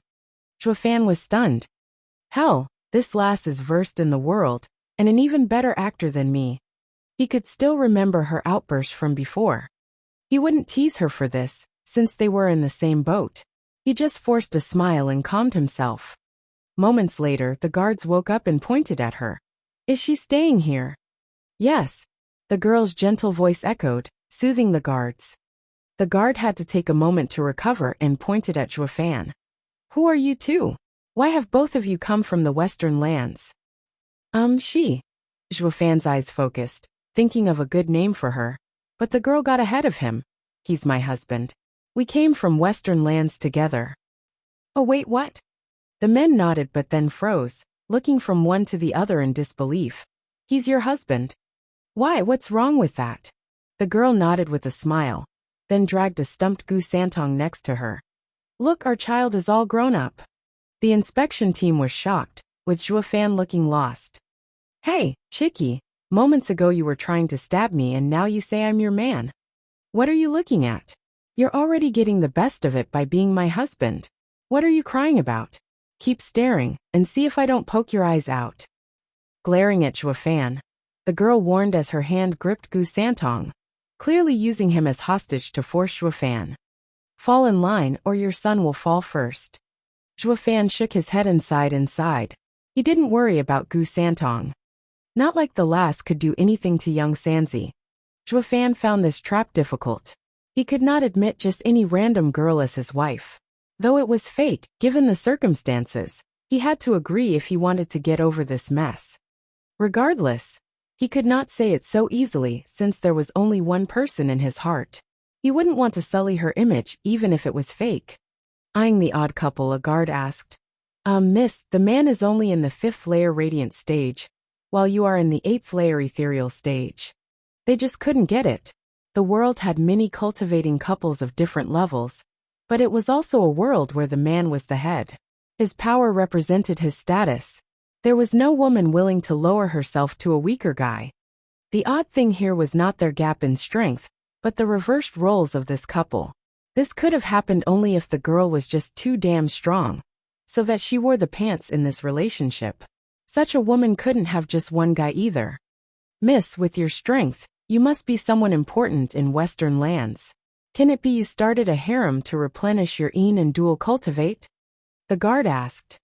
The girl blushed hard as she flared. Why you're making a harem? We're just a family with a child. How can I do something as vile as replenish yin? With how the world is ruled by strength, people would resort to anything for power, even women. The guard had a nasty smile. Brothers searched the place. If she has a harem, they must be many. There's no way there's just the 3 of them. Humph. Yes, sir. The men shouted and shot inside already on it. The girl's face looked conflicted and depressed. Zhuofan glanced over inside. Even I wouldn't believe you, let alone others, since we're too different in cultivation. Whoosh. An hour later, the guards returned with shaking heads, and the main speaker frowned. He refused to believe such a strong woman only had one guy. Zhuofan smiled and stepped forward with a bow. Senior, please don't listen to her nonsense. She's not my wife. No. The guard shook and grew grave. The girl tensed, sweat trickling down. Is he selling me out? Then who is she? Why is she staying here? Zhuofan sighed. Senior, the truth is she is my cousin. Our clan is hunting us, so we had to run here. Your cousin? Then why did she say she's your wife? The guard shouted. Turning to the girl, she looked nervous. Zhuofan pondered. Actually, she does want to be my wife, but my heart belongs to someone else. No other girl can have it. She was only playing a joke before, please don't mind it, Senior. Tell me exactly what is going on here, or I will have her arrested. The guard barked. Zhuofan smiled and nodded. Yes, of course, Senior. Allow me to tell you everything. My cousin and I grew up together, inseparable. I know she loves me, but I could not accept it. Seniors can see that her talent is better than mine, cultivating much faster. That's why I could not accept her love, finding myself undeserving of her. Oh, we can tell that much. You aren't a fit for her at all. The others nodded. Zhuofan continued. Then I met a lady at the Ultimate Clarity sect, got married and had a child. But this earned the sect's rage, and we were hunted down. I could only take my son and flee all the way to the central area. Fortune was with me for having my cousin along as well to look after me. Or we would have died a long time ago. I could never return her feelings and… Zhuofan turned to the girl. Cousin, I already have someone I love. Your love. Zhuofan sighed, looking elsewhere as he was unable to accept her feelings. The men exclaimed. Oh, so a love triangle, with this girl being love-stricken. Ha, what a waste of good seed. An 8th-layer ethereal stage expert, with pretty looks going after a waste leagues behind her.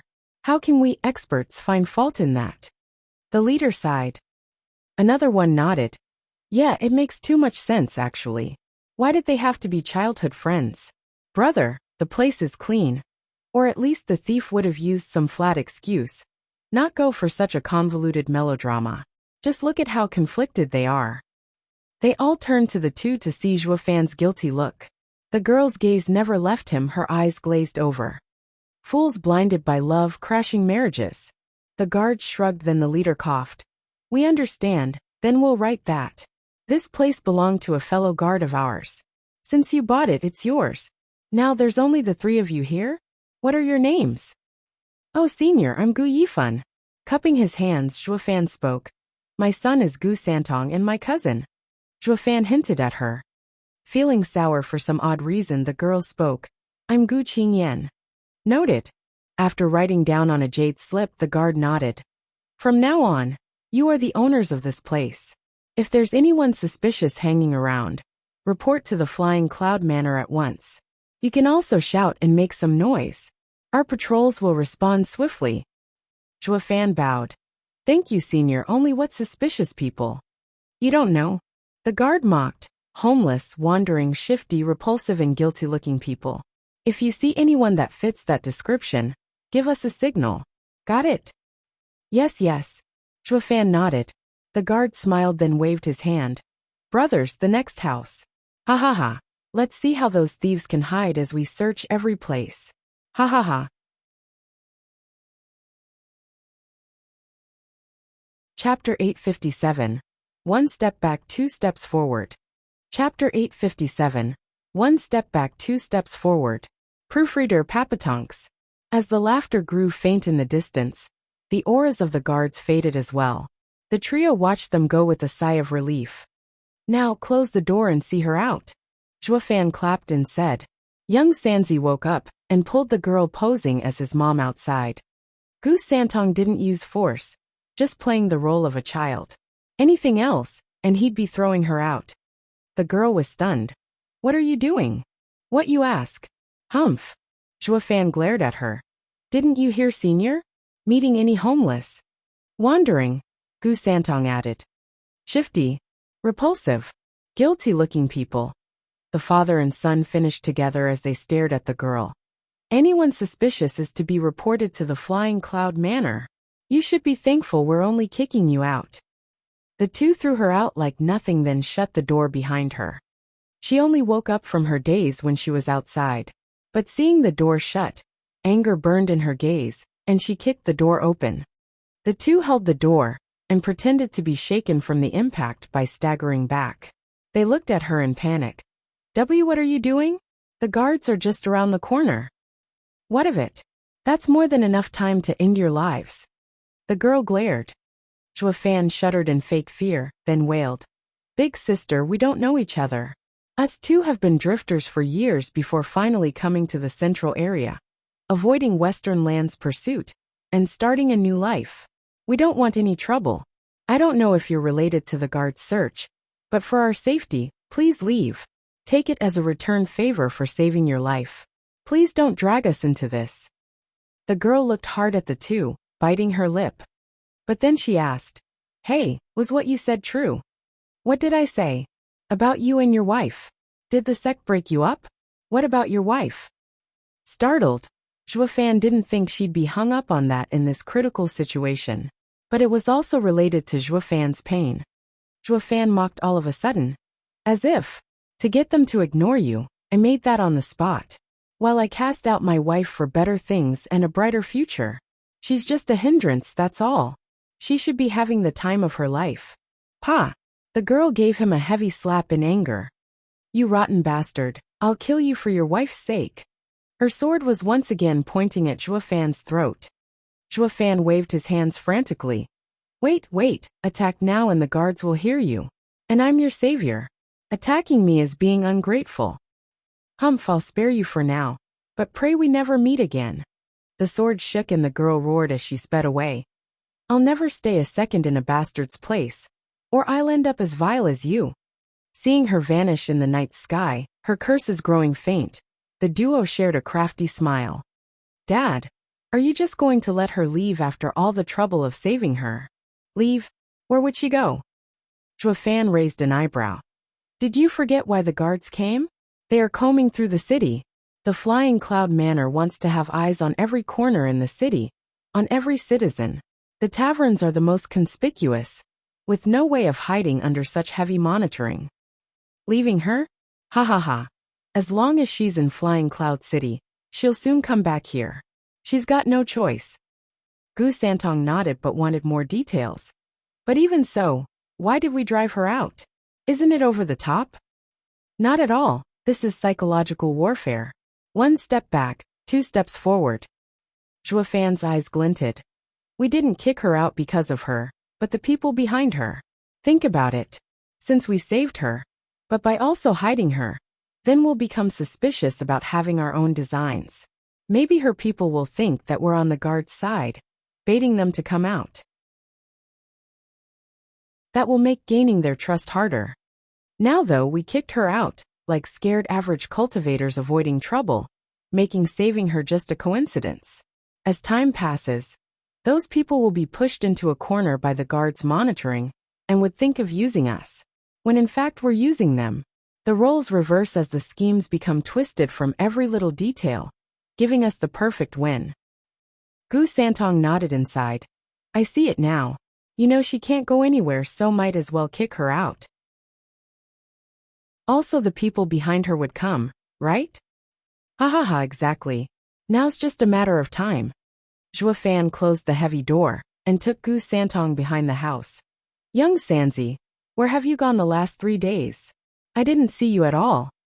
Around town, but since they took me for a child, they didn't let me enter many places.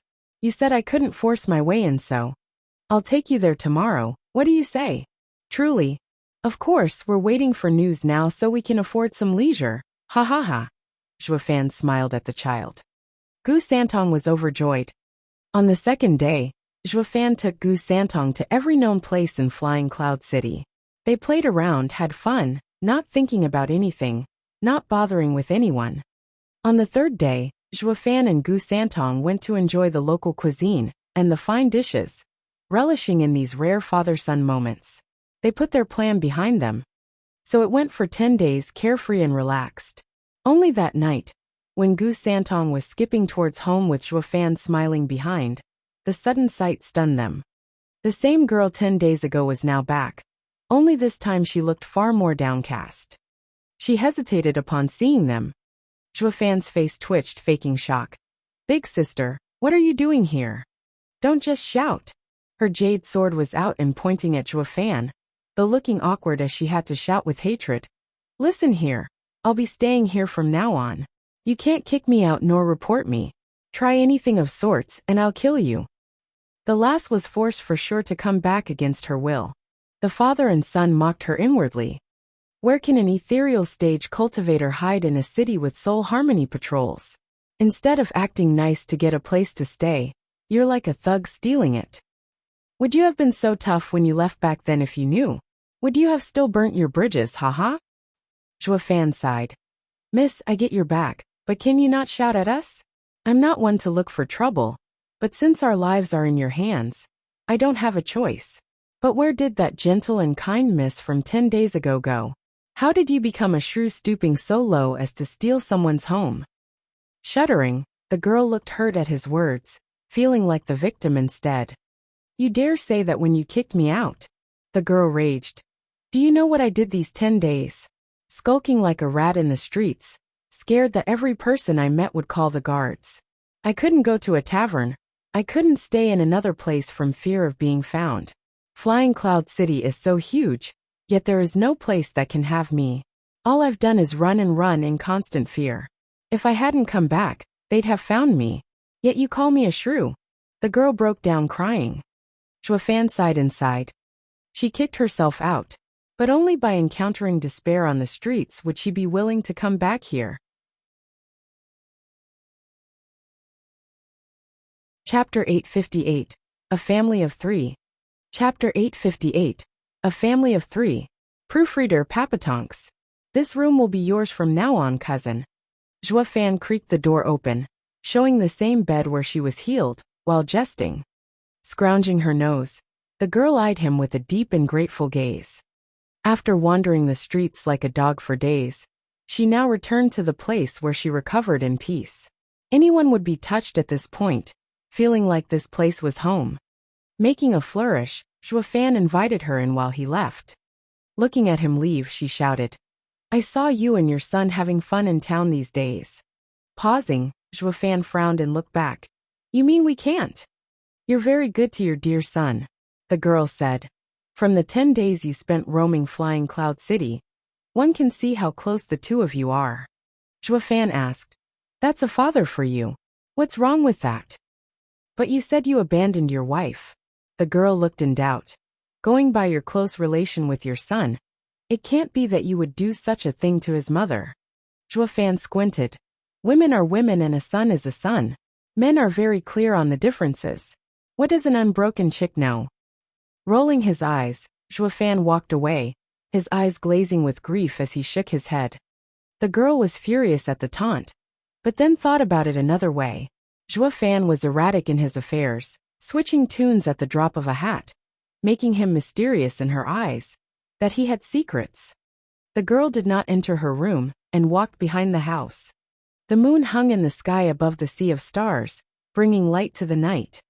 In the backyard, Gu Santong sat at a stone table, playing with a wooden toy, looking rather cute. He might be 3 centuries old, but his puerile nature never changed.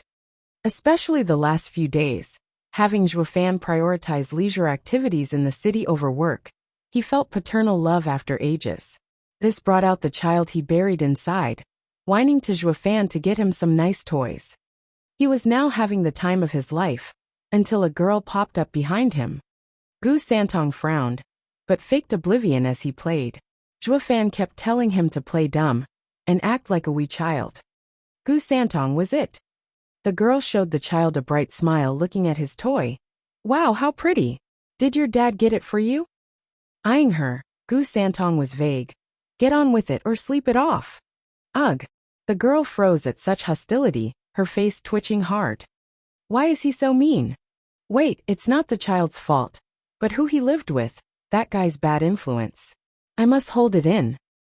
Smashing down the anger, the girl showed a kind face as she said, "Santong, you shouldn't talk like that to me. It isn't nice. Who in hell would be nice to a broad that tried to kill the both of us?" Gu Santong bit back. She almost spat blood in anger, her body shuddering. The apple doesn't fall far from the tree. These two's words are so biting, always antagonistic, and it's pissing me off. That's not the problem here, since all is that guy's fault, not the child. I must stay strong. The girl's face twitched like no tomorrow, showing a look worse than crying. "Child, can't you use kinder words? I just wanted to ask you. Out with it already." Gu Santong snapped. Outraged, the girl gnashed her teeth. "Ha ha ha, child, you sure are feisty. Then I'll be frank. Did your dad really abandon your mom?"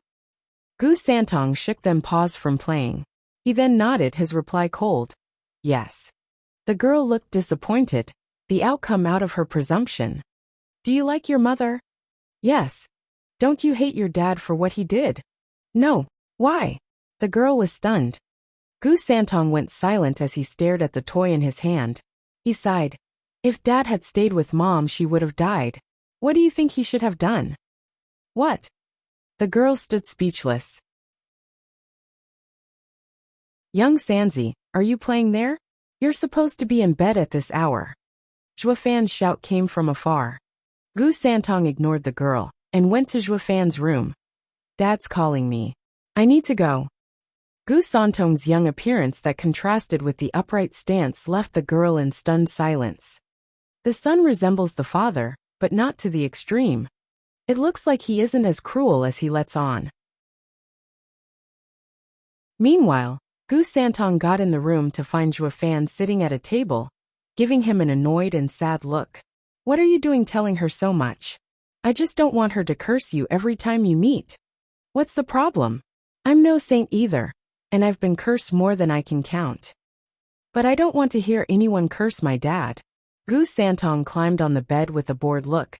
I used to smash any that cursed you, but since you don't want me to fight, I want to not hear people cursing my dad.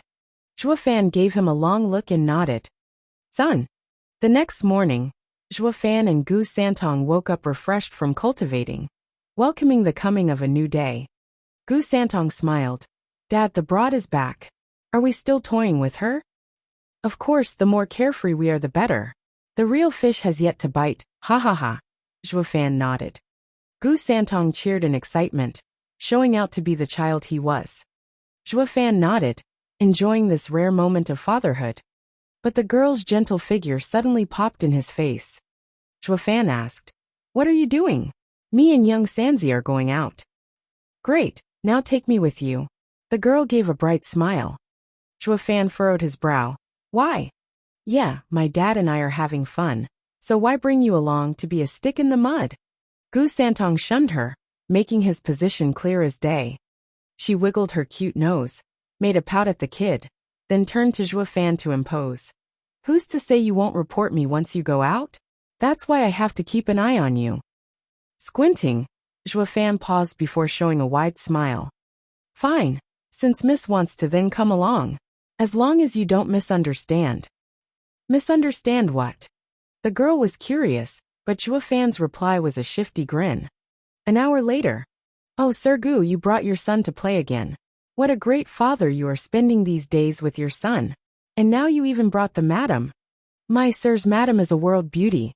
No wonder she has been cooped up at home for so long, ha ha ha. The trio walked down the street with many shouts aimed at them.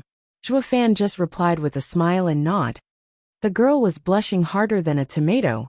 She now realized what he meant and grumbled. Why aren't you saying anything? I'm not your wife, but cousin. There's no point talking to these chatterboxes. They'll say whatever they want anyway. And I don't want to talk to some sellers either. Zhuofan grinned, his eyes always scanning his surroundings. By his calculations, the girl had been hiding the past days, making it hard for her friends to find her. Now that she walks in broad daylight, they should get in touch. One of the reasons why he accepted to take her along as bait. Stop, who are you people? A patrol came by and barred their way. The girl tensed, ready to bolt, but Zhuofan held her. Smiling, Zhuofan did the talking. We're the Gu family from a nearby house. Taking a jade slip, the man read it and waved them off. Oh, the new Gu family, Gu Yifan, Gu Santong and Gu Qingyan. You're free to go. The patrol resumed their duty. The girl was stunned. They let us go that easy. Zhuofan easily guessed her thoughts. Did you forget we got registered a few days back? That jade slip has our portraits and details. In this flying cloud city, we are a family of 3. Then what have I been doing these days, skulking around like a scared mouse?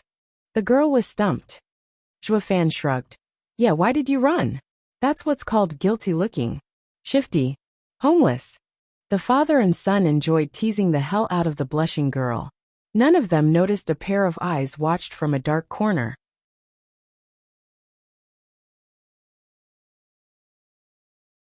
Chapter 859, Relative Invasion. Chapter 859, Relative Invasion. Proofreader Papatonks. Dad, I want this and that. Oh, this as well. In the noisy street, the trio strolled through the shops, like one big happy family. Gu Santong, like any child, would jump around at anything that caught his attention, which was everything. Zhuofan spoiled him like a true rich guy, forking out spirit stones without a twitch, and throwing them to the shopkeeper with an attitude. I'll take it all, ha ha ha. Thank you, sir. Thank you. The shopkeepers were overjoyed seeing their profit soar. Gu Santong was having the time of his life with this new batch of toys. The two's happiness was infectious, as it finally got through the girl, making her smile. Candy figurines. Come and enjoy candy figurines. The shouts had Gu Santong turn around with sparkling eyes as he saw an old man in his stall. Dad, what is that? All looks and no substance. You can just ignore it. Zhua Fan spoke. But the sweets were all that were reflecting in Gu Santong's childish eyes. The girl lit up and smiled. Young Sanzi, I'll buy you some, all right? Gu Santong grumbled, then looked at Zhua Fan for permission. Ha ha ha. The girl's a freeloader, so getting something out of her is natural. Zhua Fan scratched his nose and teased. Young Sanzi, go all out and get what you want. Fleece her down to the last stone. Gu Santong bobbed his head in glee, then looked around for his targets, wanting not just the candy, but heaps of other stuff. He showed a brilliant smile, extending his cute hand at the girl. The girl's face twitched and glared at Zhua Fan. I just knew you're a bad influence on the child. You're not buying? You liar. Zhua Fan twisted his head away, grinning inside. Gu Santong pouted and complained. The kid sure knew how to use his adorable puppy eyes to melt her resistance. And so she nodded with a smile. Don't worry, young Sanzi, I'll buy it all, ha ha ha. She went to the candy cellar, but not before glaring at Zhua Fan and making faces. It was hard to tell if she was being cute like Gu Santong or plain angry. Zhua Fan held Gu Santong's hand as they looked around, enjoying themselves. How much for a candy? Whoosh. But then a shadow fell on her, holding her mouth and taking her away. He took but a second to vanish from the crowd. Not even the people near noticed a thing. The seller looked ahead curiously. Didn't someone call me just now? Am I hearing things? Strange. The seller got over it fast, returning to shouting his wares. Woo. In a dark and desolate corner, the girl struggled in fear under the attacker's hand. But the hand clamped down like an iron vice, not letting a sound escape. She panicked, wanting to unleash her power to break free. There was no point playing now, not when the attacker had to be from the Flying Cloud Manor. Yenner, it's me. The attacker spoke hastily before she did anything rash. Halting, the girl stopped her resistance at the voice. She instead turned a shocked look at the handsome guy that just let her go. You're a live cousin. The father and son were enjoying themselves, but when they looked back, they found the girl gone. Where's the girl gone to? Gu Santong asked Zhua Fan. Did we scare her off from asking for so many things from her? Zhua Fan staggered and shook his head. All those things you asked for are barely a few spirit stones. Not to mention she's someone important in the eastern lands with her high cultivation. Scaring her off. And where would she be staying if she did? Oh right, the past 10 days were spent homeless and in suffering. She doesn't have the nerve to wander around town alone. Gu Santong pondered, then cried. Did the guards take her? Zhua Fan shook his head. Flying Cloud Manor is the leader here. Why would they resort to subterfuge when they could just waltz in and grab her? And she came from our place too. If they got her, we'd be in for it as well. I bet this is the hand of her friends. Zhua Fan smiled at Gu Santong's lost look. With her walking in broad daylight all casual, her friends must be stunned and wanted to take her for answers. Gu Santong showed a vague smile. Dad, this time we hooked a big fish. Yeah, but that will put an end to our vacation. Zhua Fan smiled. Young Sanzi, this may be our last day having fun, so let's make the most of it. I'll take you anywhere you want to go. I heard there's a street packed with food stalls 100 miles east of the town. Let's go eat our fill. Brat, you only think with your stomach. Food first and then the rest, hee hee hee. Zhua Fan and his son walked to their target, having everything under control, enjoying their last day of leisure. Only in the dead of night, with the moon high above them, did they return home. But what welcomed them was a hand grabbing each of their mouths. The door was quickly closed, and the soul harmony experts took them into the house. Gu Santong tensed in shock, about to fight back, but Zhua Fan looked at him to calm down. The two only put a token of resistance as they got taken. Though they had to do their acting to perfection, trying their best to scream, looking red from their efforts. Finally, the two were taken to the parlor, where two overbearing experts Saturday. A middle-aged man took the main seat, with grizzled temples and sporting a genial face. He was a Genesis stage expert. Zhuofan knew then, and there he hooked a big one. The two men saw the owners of the house were here and struggling. He shouted, "Make one peep and you're dead." Zhuofan shuddered in fake fear, nodding his head. "We're the guests here. That's no way to treat a host. And there's a child present as well." The middle-aged man frowned and waved his hand. "Release them. Is this how the name we nurtured for 10,000 years is going to be ruined?" "Yes, clan head." The two bowed and withdrew, leaving Zhuofan and his son. The middle-aged man smiled, but Zhuofan cried out in panic first, "Sirs, you got the wrong guy. I just came from the distant western lands. I don't even know the former owner of this place. Don't take your revenge on me, I'm innocent." "Ha ha ha, little brother, you misunderstand. We didn't come for revenge." The middle-aged man smiled. Zhuofan shouted again, "Did you come to rob then? Oh God, I heard Flying Cloud City's security was solid. How did it come to this?"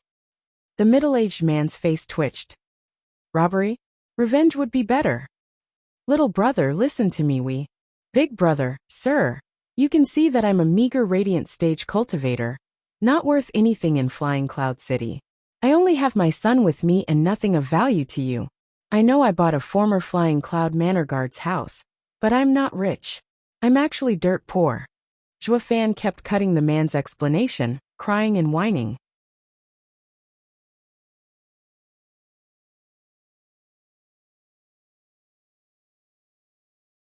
Chapter 860, Best Clan in Eastern Lands.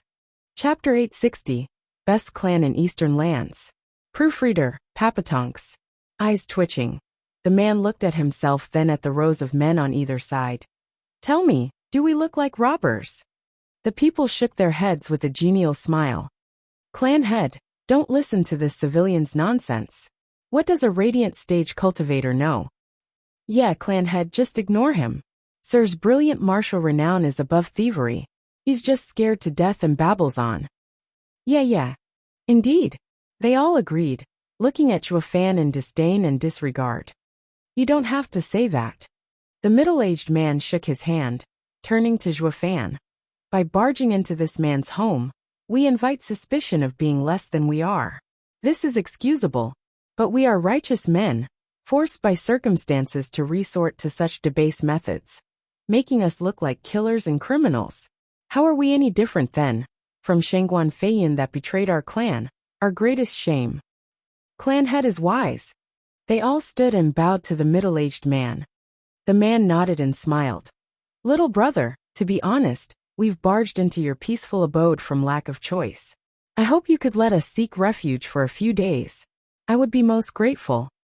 The middle-aged man stood up and bowed a little to Zhuofan. Zhuofan nodded inwardly. Regardless of methods, he knows how to win someone over, fishing for compliments while also being very wise and worthy of respect. In any case, quite remarkable for a leader. As for the rest, glancing at the extras, Zhuofan scrunched his nose, waving his hands like a victim. "Big brother, you already have your blade on our necks. I have no choice but to give you shelter. Even drag me through the latrine if you want to." The middle-aged man burst out and the rest laughed. "Little brother, no need to be so tense. We'll be gone soon. We're not here to hurt you, just borrowing." "Who would believe that? Any one of you is stronger than me and can kill me with your thumb." Zhuofan complained. "Big brother, where do you come from? You want to know who we are?" Someone shouted at Zhuofan's question, scaring him back and hugging young Sanzi close. Glaring at the speaker, the middle-aged man smiled. "There's no point in hiding it. We're from the Eastern Lands." "Eastern Lands?" Zhuofan pondered, then sighed. "When I was hunted down in the Western Lands, I thought of going through the central area to flee to Eastern Lands, but I'm glad I didn't. It seems Eastern Lands isn't any better than Western Lands for all you experts to resort to this. Eastern Lands must be in dire straits." The middle-aged man almost spat blood, bearing a crestfallen look. "Little brother, after all I've said, you still see us as robbers. How could I? Zhuo Fan panicked. How could I see heroes like yourselves as mere robbers? You're temporary guests, borrowing and taking for now. If this becomes permanent, I won't mind it either. The middle-aged man's face sunk, holding his head and sighed. This great and known clan head was now seen by a little guy as nothing more than a murderer and thief. If Eastern lands heard it, all the sects would laugh. Shortly after, bright laughter echoed, followed by a familiar girl. Father, I told you not to see him. He's a petty guy with a nasty tongue, completely opposite of your righteous character. Look at you, a Genesis stage expert angered to the extreme by mere words. Why is that? Ha ha ha. Zhuo Fan looked to see the mystery girl from before, entering with a handsome youth behind her staring at them with sharp eyes. He was young and already in the soul harmony stage. He'd be a worthy candidate for the title of the best, if this was the Western lands. Uncle, the guy bowed before the middle-aged man, ignoring Zhuo Fan as he returned behind the girl. The middle-aged man chuckled, turning to Zhuo Fan. Do you know my daughter, little brother? Zhuo Fan bobbed his head with a lost look. I heard she's your cousin. With a sinister smile, the middle-aged man laughed. Since I'm her father, that makes me your uncle. And uncle here came to visit his kin, not rob. Is this easier to accept? Ha ha ha. Ugh. Zhuo Fan gave him a long look then chuckled inwardly. This guy is a man of principles, but not pedantic, looking to justify himself. First you take our house, and now you write it off as a family visit. How amusing. Big brother. It's uncle. Sighing, Zhuo Fan put on a strained face as the middle-aged man tried to become Zhuo Fan's senior. Zhuo Fan rolled his eyes and returned to the main topic. Us two come from Western lands and only found the girl wounded just as we bought the house. I'm an alchemist and I saved your daughter's life. In the end, when the guards came to search us, your daughter threatened me to bluff my way out, even using my Gu name. It's dangerous enough to hold one person. But now, will all of you unknown people in my house, if you're found? I understand your concern. The middle-aged man waved with a stern face. Little brother, I know everything from Yenner. As a father, I'm most grateful for sheltering her and saving her life. But our operation has countless lives in Eastern lands at stake. Success is a must. While some decisions are not to my liking, I still have to make them. We must take your house. Because we can't find any better place to stay. You know as well how tight security has become. Because of you, Yenner is now a member of this household. Whether you like it or not, she is above suspicion. Zhuo Fan choked. Are you saying you'll silence us? That's not it at all. I just hope you will work with us, and not force us to resort to such vile acts. The middle-aged man sighed. We won't do anything to you, just keep you here at most. Once our business is done, we'll be out of your hair. But if you wish to work with us, it will make our interactions easier. Since you're my nephew, right? Ha ha ha. Zhuo Fan hesitated as he looked at Gu Santong, considering his child's safety first. But how can I believe you won't hurt us? With the name of the famed Shengguan clan. The middle-aged man's eyes shone. Zhuo Fan cried out, Shengguan clan? The same best clan in Eastern lands? Yes, I am Shengguan clan's clan head Shengguan Feixiong. The middle-aged man declared, then pointed at the girl and youth. She is my daughter, Shengguan Qingyan, and my nephew Shengguan Yulan.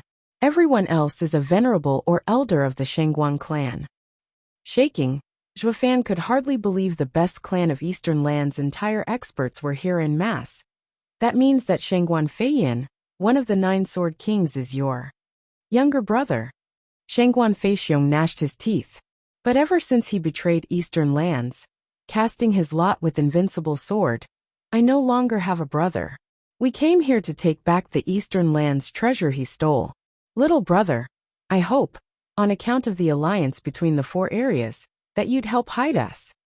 Zhuo Fan's heart sank, looking into Shengguan Feixiong's wise eyes, and nodded. Don't worry, uncle, we're all on the same side. I will definitely help the Shengguan clan succeed. Griadash, wait, what? His heroic valor got Shengguan Feixiong to nod in reflex. But then he cried out startled. What did you call me? Zhuo Fan scratched his nose with a chuckle. Uncle, didn't you see yourself as such? Did you forget already?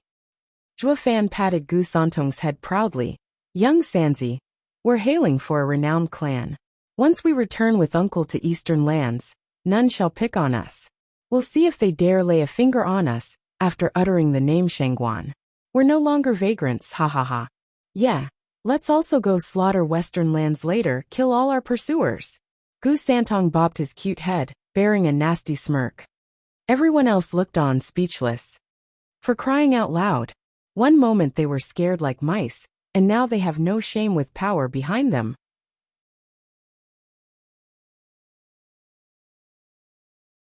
Chapter 861. Opportune Nephew. Chapter 861. Opportune Nephew. Proofreader, Papatonks. Everyone looked dumbstruck at the crass father-son pair. What's wrong with these two? They have yet to come from old money and power. Yet they're acting more obnoxiously than a clan with a deep heritage. What? Drop the Shangguan clan's name around so no one will pick on you. I bet you're planning the opposite. To use the name to pick on people. We came from the renowned Shangguan clan in the Eastern lands, but we're educated and no honor. We definitely won't let some disrespectful guys like you ruin our good name. Everyone turned to Shangguan Feixiong. Clan head, you started it, now finish it. Shangguan Feixiong shook his head, his face twitching. There was no way he would just accept someone as his nephew. He only used it as a leverage to become friends. But how was he to know there was such a brazen guy in the world, trying to leverage him instead? He's just a punk. I didn't think the owner of the house would be a bastard.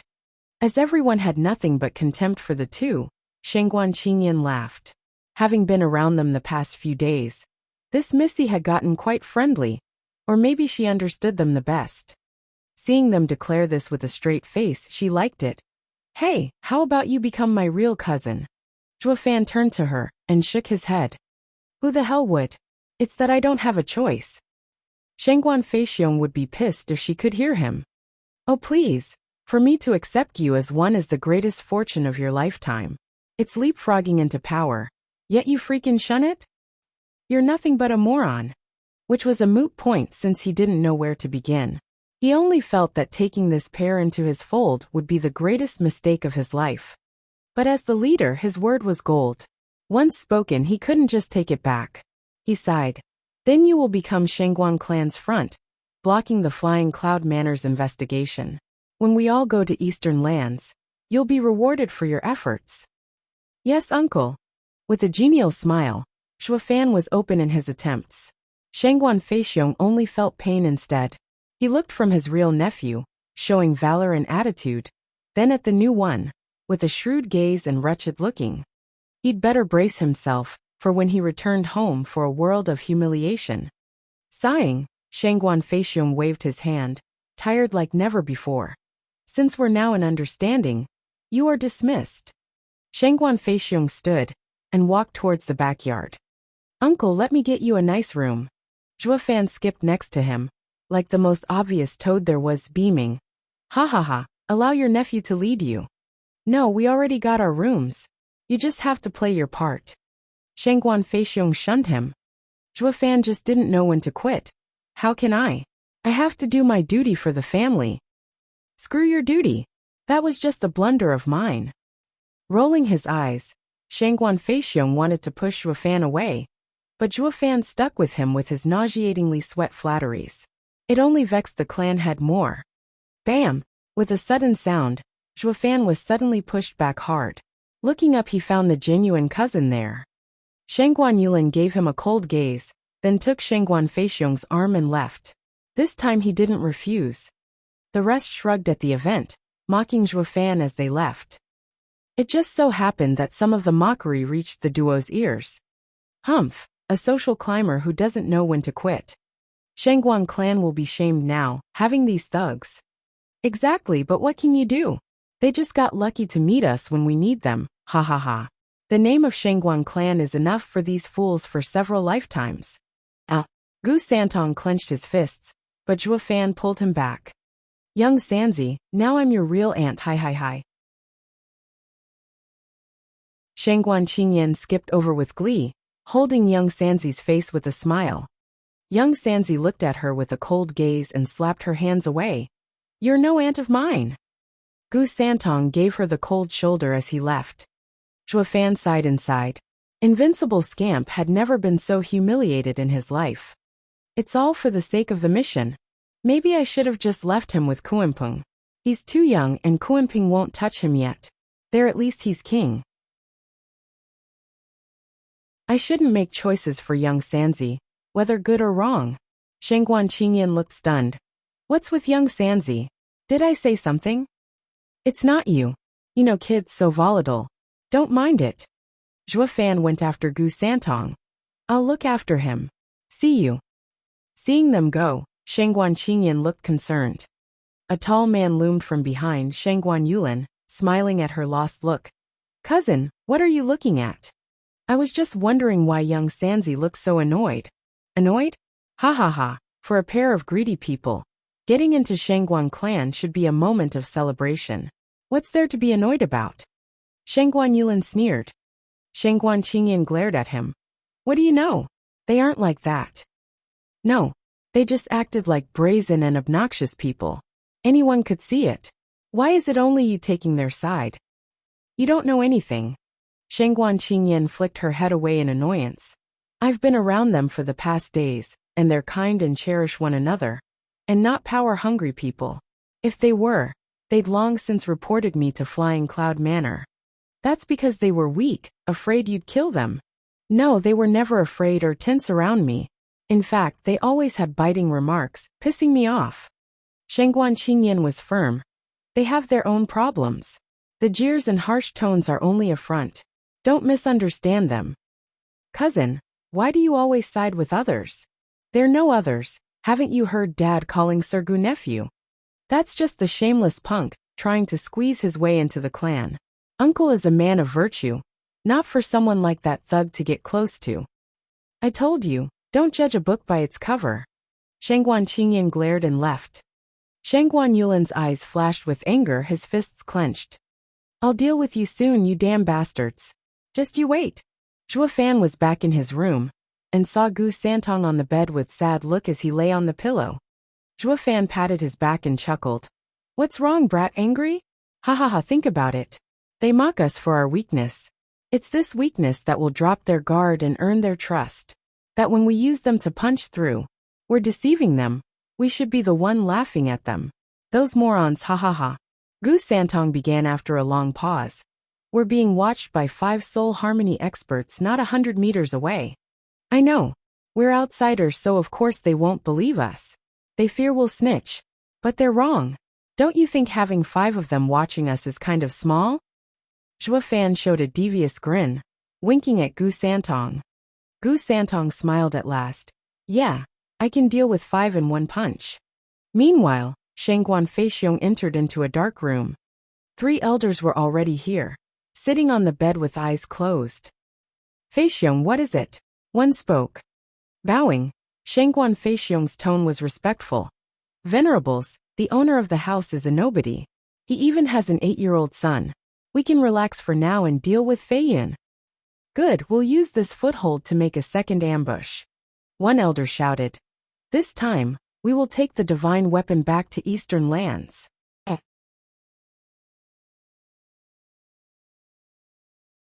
Chapter 862, Just Wait. Chapter 862, Just Wait. Proofreader Papatonks. Morning seniors, ha ha ha.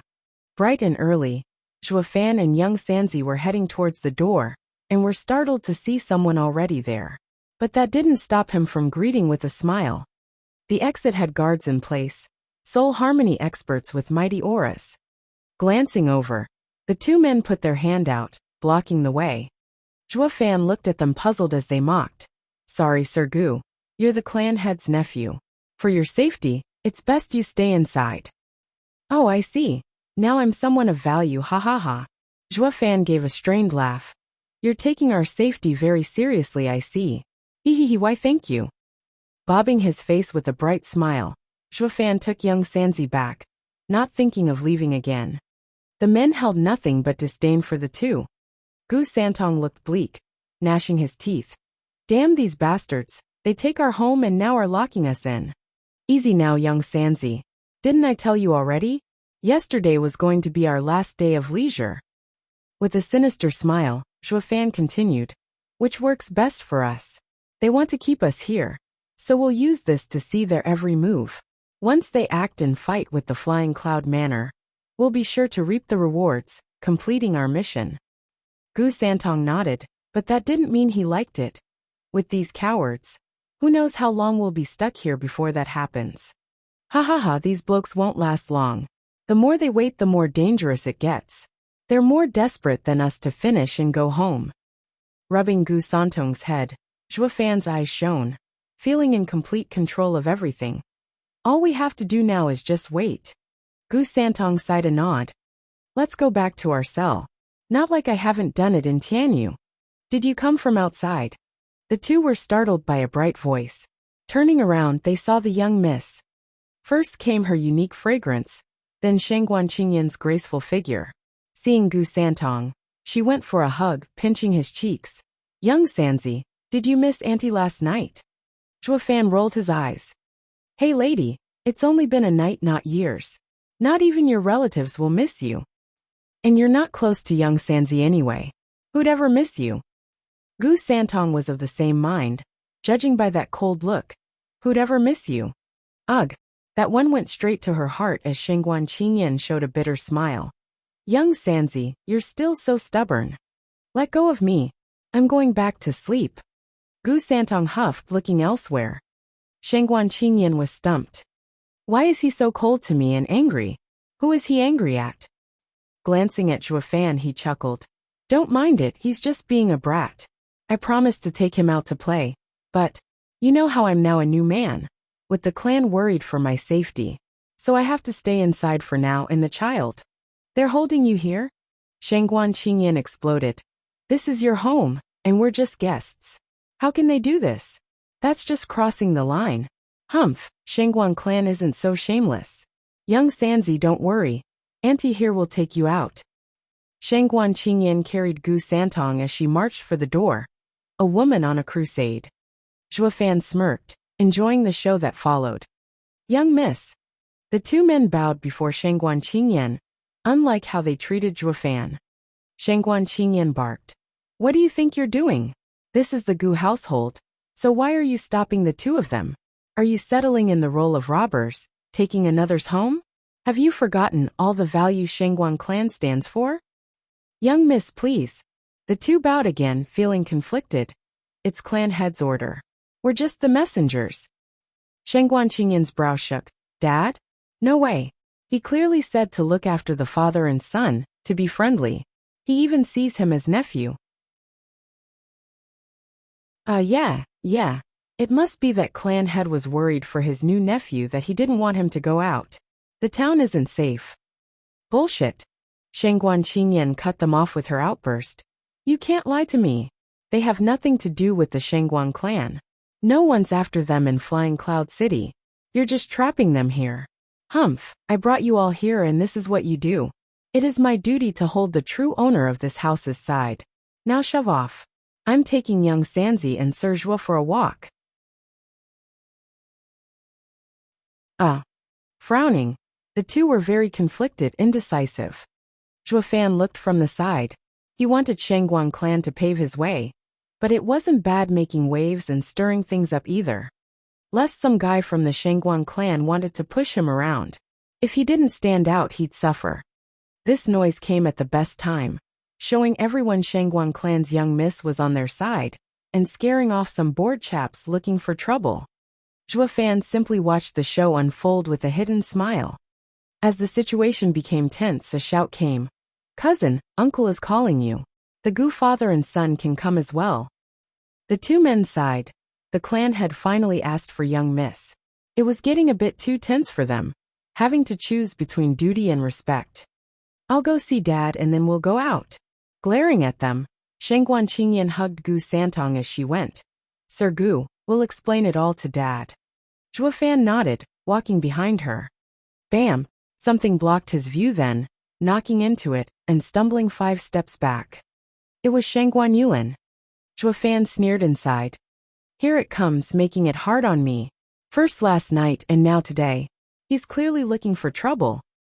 Shangguan Qingyan was enraged, holding Gu Santong as she went, while oblivious to Zhuo Fan's predicament. Shangguan Yulin watched her go, then mocked Zhuo Fan. Stay away from young miss. Wretched social climbers like you two won't get anywhere. Shangguan Yulin left after that. Zhuo Fan raised an eyebrow, staring hard at him, then he shook his head. Such are clansmen, empty of talent yet full of conceit and petty. While you're looking after the Shangguan clan's name, I have a way bigger goal in mind. Zhuo Fan shook his head before going as well. People gathered into the parlor, where Shangguan Qingyan and Shangguan Feixiong were already present. Seeing her dad, Shangguan Qingyan started whining. Ha ha ha, alright. I was only thinking of the two's safety. I'll make sure to berate those insensible men. Shangguan Feixiong was a leader after all, easily handling this trifle. Then he turned to Zhuo Fan. Yifan, you're part of the Shangguan clan now and must shoulder the burden. None of us can walk outside, and the task of gathering information falls to you. Qingyan Yulin, you'll provide assistance in the light and in shadows. Shangguan Qingyan lit up. Then young Sanzi can go outside. Of course. Shangguan Feixiong smiled. I said that they misunderstood my intention. I never wanted to hold the two here. Great. Shangguan Qingyan cheered, hugging young Sanzi close. Young Sanzi was also smiling. Only Zhuo Fan had a calculative look.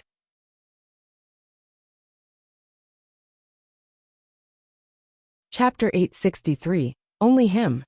Chapter 863, Only Him. Proofreader, Papatonks. A family of 3 was seen walking down the bustling street, the picture of happiness. Zhuo Fan and Shangguan Qingyan held Gu Santong's hands between them. The image of the parents taking their child to play earned the jealousy of many, especially from bachelors. And even more so from a certain shadow from a certain corner, gnashing his teeth with bloodshot eyes. Shangguan Feixiong had them go out to gather info, since everyone else was too conspicuous with their build and aura. The Flying Cloud City's guards would find them on the spot. Being in the radiant stage and ethereal stage, the lovely family blended naturally in the urban jungle, raising no eyebrows and no warning. Even the Shangguan Yulin, a fresh soul harmony stage cultivator, found nothing wrong with this picture. The 4 of them thus went out as scouts, making it look easy, which it was since no one minded a few ants. They acted on 2 fronts, Shangguan Yulin in the shadows, while the family in the open, which was the only choice since Zhuo Fan was recorded to be the owner of that house. Shangguan Yulin was a vagrant, and while the patrol might ignore his cultivation, the papers showed he wasn't on them. So, what could an undeclared bachelor supposed to do? Slunk from the shadows with tears of jealousy streaming down his cheeks at others' happiness. Dad, that one. Here. Auntie, I want one. Here. Dad, Auntie, I want everything. Give me all of them. Zhuo Fan and Shangguan Qingyan looked quite happy holding Gu Santong's hands. Only Shangguan Yulin was their complete opposite. The worst thing wasn't seeing the person he admired being with another man, but being unable to block it. This helplessness was driving Shangguan Yulin nuts. Who told him to be a vagrant anyway? All that a shadow could do was just bottle it up. Dang! The sudden sounds of a gong captured the people's attention, and the family of 3 approached the source. It was an announcement, with a soul harmony stage guard banging the gong. With all gathered, the man hemmed before announcing, People of Flying Cloud City, take heed, a message from the imperial capital. Sword Star Empire's best talent, His Highness the Crown Prince, has suffered from cultivation deviation, and his Dantian is ruined. Countless alchemists had lent a hand, but nothing they did helped. Now we are welcoming any and all alchemists from all over to the imperial capital to consult. If any of you have the skills, you can report to the Flying Cloud Manor. After careful screening, we will then recommend you to imperial capital. Whether you can heal Crown Prince or not, your future will be assured. Don't let this chance pass you by. The crowd's eyes shone with ambition. In the central area, there were no sects, only the Sword Star Empire ruling supreme. Getting a job in the imperial capital would set them for life. Whispers spread around, with many looking excited, like they were bound to win. Zhuofan just squinted in thought. Whether the crown prince's situation is real or not, it's also a great chance to slip into Flying Cloud Manor. Getting an early grasp of the terrain and assets would make his mission that much easier. Gua, cousin. Shangguan Qingyan looked excited, but she didn't speak before making sure there was no one around. We've been walking for a while now. Let's go back, young Sanzi must be tired. Eyeing her, Zhuofan knew exactly what she wanted to report. Zhuofan nodded, and they went back. A sudden shadow flashed by them after a few steps, vanishing them from the street, and taking them into a dark corner. Shangguan Qingyan asked, Cousin, you go back with the child? I need Brother Gu for a moment. Shangguan Yulin was tense. I saw some people from Flying Cloud Manor moving around in secret, but I can't do much as I am. I want Brother Gu to cover for me to investigate. Shangguan Qingyan took it at face value and nodded. All right, but you have to stay safe, cousin. You must bring Sir Gu back safely. He's just a radiant stage cultivator. Anyone can beat him. Don't worry, cousin, he'll be back safe and sound. With resentment in his eyes, Shangguan Yulin put on a smile. Shangguan Qingyan chuckled, while Zhuofan could read more into it, though too curious about his plan to expose him. Shangguan Qingyan took Gu Santong back, while Shangguan Yulin grabbed Zhuofan's arm, towards a forest with a brutal gaze. Flying Cloud Manor is recruiting alchemists. Shangguan Qingyan started at the news, then turned serious. Yenner, is this true? Shangguan Qingyan nodded, blurting. Yes, the whole street heard it. Then it must be real. Shangguan Feixiong's eyes flashed. This is our best chance to get into the manor. But what if it's a trap? Shangguan Feixiong then looked around. Where's Yulin? Cousin found clues into the manor, and wanted Gu Yifan to cover for him. Yulin has always been level-headed. He must have his reasons for doing this. Gu Yifan will be fine with him. Shangguan Feixiong squinted, mulling over this information before walking outside. He went to a familiar room, where the three old men Saturday. Bowing, Shangguan Feixiong made his report and added, I'm yet unclear if this is a chance or a trap. Danger and opportunity often walk hand in hand. An elder spoke. Regardless, this is our chance to scout the manor. It's far better than going in head first. We lost too many last time, with even your daughter suffering a heavy wound, threatening her life. We shouldn't have taken the kids with us. Shangguan Feiyan shook his head. Venerable, the Shangguan clan isn't afraid of death, nor are we conceited. The same goes for my daughter. I brought them along because Shangguan Feiyun doesn't know them, but can keep a lookout for us. Last time they followed our trail and attacked our base, scattering the kids. But this time we're thorough, and won't be as dangerous. I hope so. The elder sighed. We were indifferent to having them at first, coming to the central area with the intent to take the divine weapon even in death. But they are still young. They are the future of the eastern lands. I can't bear to see them go. Shangguan Feixiong nodded. Another elder spoke. Second, none of us can leave if we want to now. Why talk about it then? Our goal is to find where the divine weapon is located. The fact that it recruits alchemists is a chance for us, regardless of anything. But who can we entrust with infiltrating the manor? None of us can go, since even after 100 years since Shangguan Feiyan left eastern lands, he'd still remember us. No matter how we try to hide, he'll find us. Shangguan Feixiong frowned. That means we can only give it to a junior. But who among them has the alchemical skills to get into the manor? The men shook their heads. Our clan has many talents in cultivation, but none in alchemy.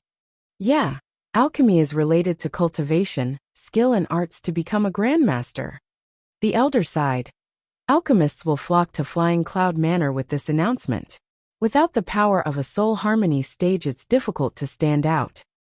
We can only have Yulin try, Shangguan Feixiong muttered. The three elders nodded helplessly. He may not be an alchemist, he's the only choice among the juniors.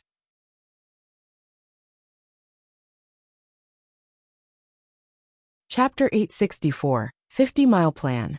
Chapter 864, 50-Mile Plan. Proofreader Papatonks. Does that mean the Crown Prince's situation is a lie? In a wide and lavish hall, sparkling with wealth, a handsome man sat in the seat of honor. With a teacup in hand, his eyes crackled with lightning as he looked at the seat left of him. The calm and smiling youth there looked like even a slight breeze would topple him, lacking the bold air a man would have. Though his eyes told another story, making the middle-aged man turn serious and not disregard him. "Prime Minister, sir, what act are you enacting?" With a wide grin, the youth turned to the seat of honor. "Ha ha ha, that would be my line, Sword King Feiyun. 2 months ago, there was some loud ruckus coming from the hundreds of experts entering the manor. Why is it that the Sword King didn't inform the imperial capital? One of them was the best in eastern lands, now turned traitor, Shangguan Feiyun, and the other Sword Star Empire's prime minister, Bailey Jingwei, one of the very few able to wield power equal to 9 Sword Kings. Bailey Jingwei came from the very distant imperial capital and straight to Flying Cloud Manor. The moment he entered, he ordered the guards to announce alchemist recruitment for the crown prince's situation. Now he was saying it was all fake. Shangguan Feiyun was pissed, to say the least, as well as the youth ordering everyone around like this was his own home. "Hey, I get you're the prime minister, but then you come to my turf and start barking orders to my men. It was fine if it was critical, but this here was some baffling ploy, and the suddenness of it all, and without a word made him feel that he was played with. Anyone would be angry at this point. Just some minor vermin I had to deal with. There was no need informing the imperial capital of this trifle." Shangguan Feiyun eyed him coldly, then looked to the right seat. "By telling the imperial capital all that crops up will make the 9 Sword Kings look incompetent. Wouldn't you say so, Brother Danqing?" Drinking from a yellow gourd without a care, at Shangguan Feiyun's question, the man stopped drinking. Belching, Danqing Shen rubbed his red nose, feeling tipsy. "Brother Feiyun, this is between you and Prime Minister Bailey, not me. You guys talk it out and don't involve me. I'm just an escort. I still have to get Prime Minister to Imperial capital safely, ha ha ha." "Thank you, Dragon-Cleaving Sword King, but I'm sure the trip will be quiet and won't disturb you." Bailey Jingwei leaned a bit and nodded before turning to the host. "Shangguan Feiyun, don't mince words. If those were but small thieves 2 months ago, why is it that the guards are looking tense and silent? Why else would you have asked Dragon-Cleaving Sword King for protection?" Shangguan Feiyun's eyes shook, his mood sinking. Bailey Jingwei stood up and smiled. "Sword King and I are more than clear that it was the Shangguan clan who was behind it. Their goal is to take back the same treasure you brought from eastern lands, the Soaring Sword. Patriarch had long since wanted to gather the other area's divine swords. Sword King's feat is truly commendable. Patriarch would be most pleased at the news.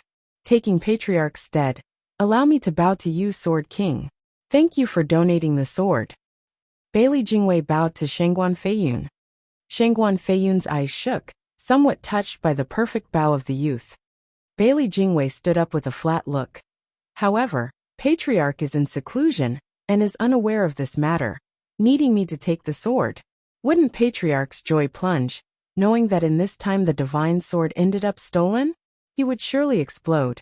Humph, are you using the invincible sword to threaten me?" Shangguan Feiyun slammed the table and shouted. Bailey Jingwei shook his head with a sigh. The Patriarch himself appointed Sword King Feiyun as a Sword King, together with the imperial family. This is not my intention at all. I'm only extrapolating.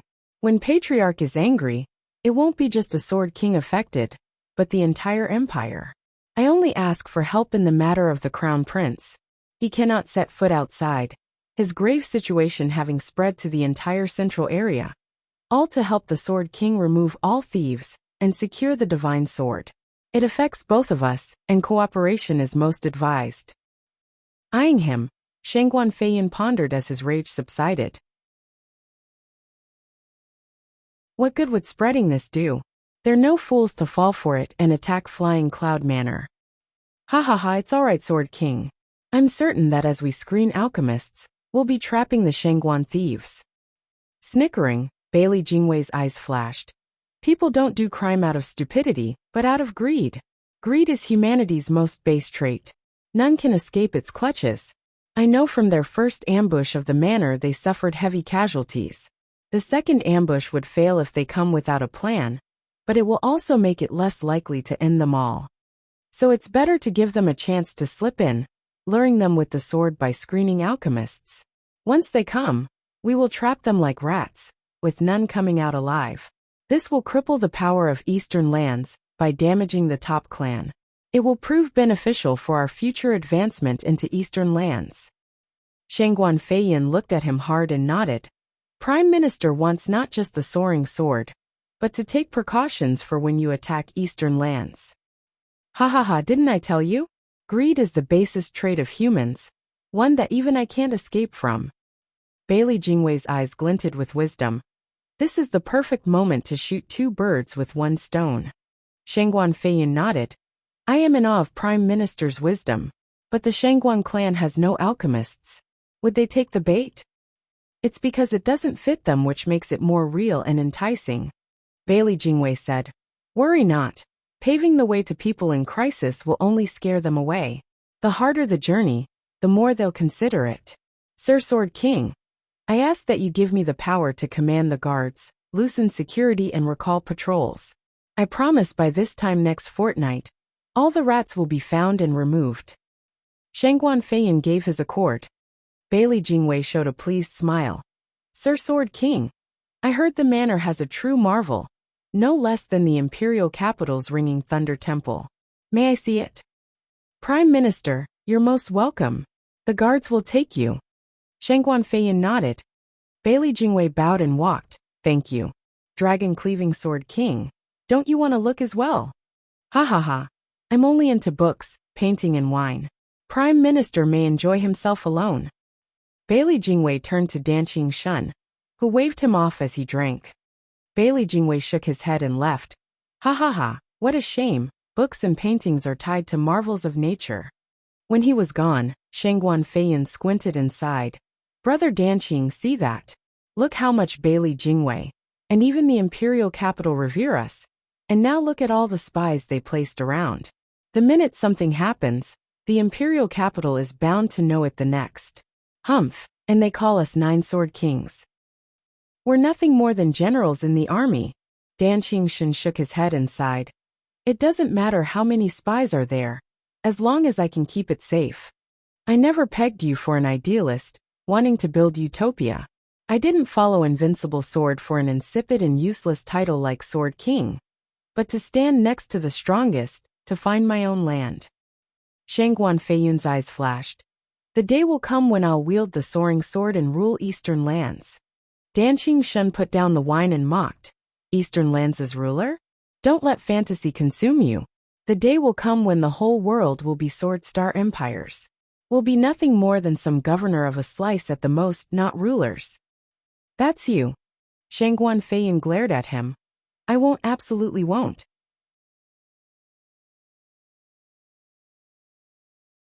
Chapter 865 Backstab. Chapter 865 Backstab. Proofreader Papatonks. Whoosh.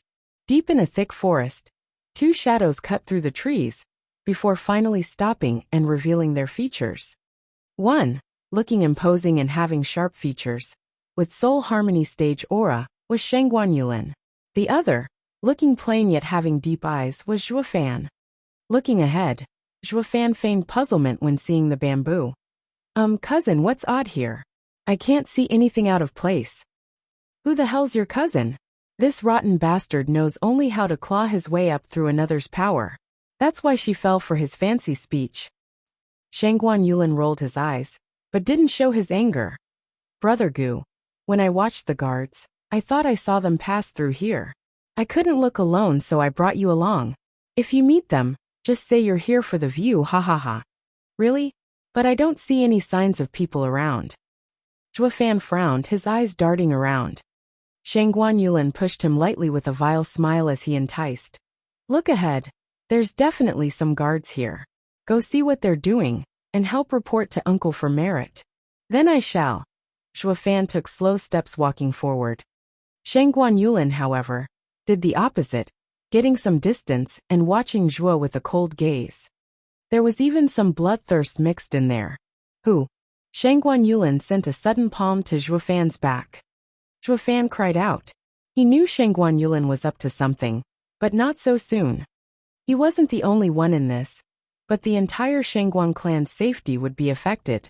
If something happened to the Gu family of Flying Cloud City, the manor would definitely investigate it. Next was obvious, fleeing like rats, especially now when they were at their weakest. Shangguan Yulin was no moron to not realize the consequences. Zhuofan frowned, stuck in hesitation. To dodge or not? Dodging would expose his level, and he might have to silence the kid. But he'd also had to make up a damn good excuse to avoid Shangguan clan's suspicion. The other option, how was he to react if it hit?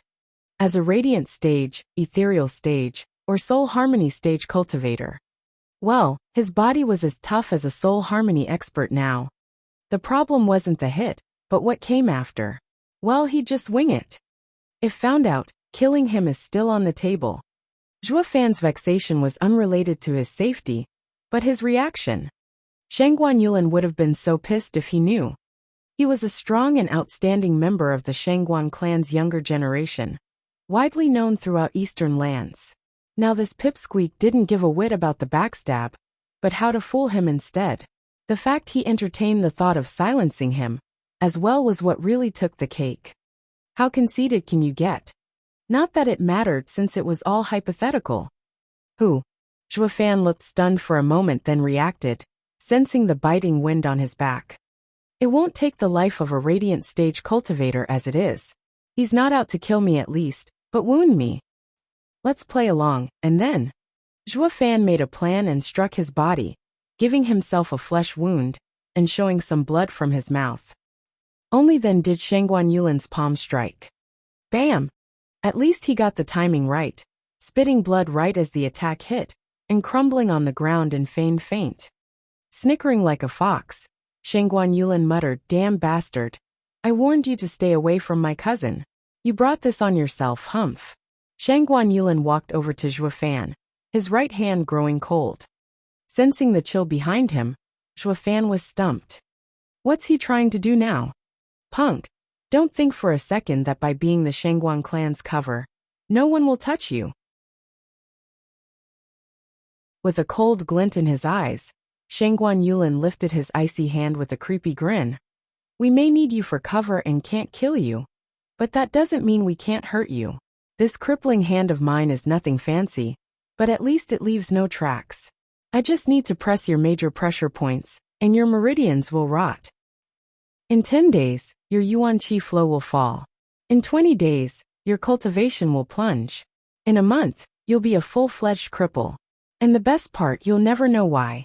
A cripple, even as part of the Shangguan clan, will have no right to be around cousin. Humph, what a joke, ha ha ha. There's still clues leading to today though. Aren't you scared Shangguan Feixiong will notice your rotten character, and won't let his daughter around you? A heavy and gruff voice entered his ears. Not even that worked to wipe the smug smile off Shangguan Yulin's face. As if, since I thought it through, the punk didn't see who struck him. I'll just say we met with a patrol, and in the fight, he was backstabbed before bringing him back. Uncle might doubt his crippled status, but will think it had something to do with today's wound. He'll never place the blame on me. Haha dash, wait, who are you? Shangguan Yulin's laughter got stuck in his throat. Who said that? Hi kid. Seeing you so devious, petty, greedy, immoral and cocky, you're right in tune with my demonic path. Why not leave the Shangguan clan, and join me down the path of evil? Whoosh! A shadow shrouded the sky, turning everything pitch black and cutting Shangguan Yulin off from reality. Shangguan Yulin panicked. Domain soul. But then he mocked. You think you can contend with me, a soul harmony expert, by using a domain in the ethereal stage? Ha ha ha, you wish. I'll break it with this punch. Shangguan Yulin did just that. Dragon trapping chain. The voice came before he could finish the attack. Whoosh. Something huge slithered around his body, and seeped into his body, and blocking his yuan qi in place. A great power fell on him, stopping him from even budging. Shangguan Yulin, a soul harmony expert, found himself trapped and cried. What is this? Hi, kid, the world is far and wide. Not all ethereal stage cultivators are weaker than soul harmony cultivators. You're too cocky. The creepy voice echoed around, filling Shangguan Yulin with fear. Who is he? How does he have such a strange skill? This never happened before. No soul harmony expert ended up trapped by a mere ethereal stage cultivator's domain soul. Shangguan Yulin's heart shivered with dread. Looking around, all he saw was darkness, and the unknown only fed his fears. While he was blind as a bat, the other side saw clearly. Smirking at Shangguan Yulin being squeezed by the chain, Zhuofan's eyes flashed with a toying gaze. His voice was gruff. Kid, I find your wretched and debased style reminding me of my olden days. Those were the days. I'll make an exception and take you in. So kowtow 100 times and call me master, ha ha ha.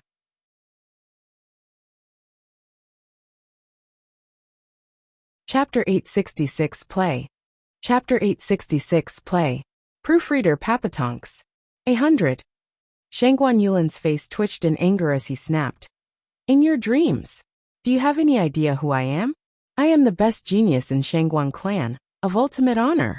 Why the hell would I bow to you? Ha ha ha, kid has some spunk. Zhuofan mocked from the shadows. I know everything about you. How many you are and where you're hiding. I'm not scared of Shangguan Feixiong, let alone a kid like you.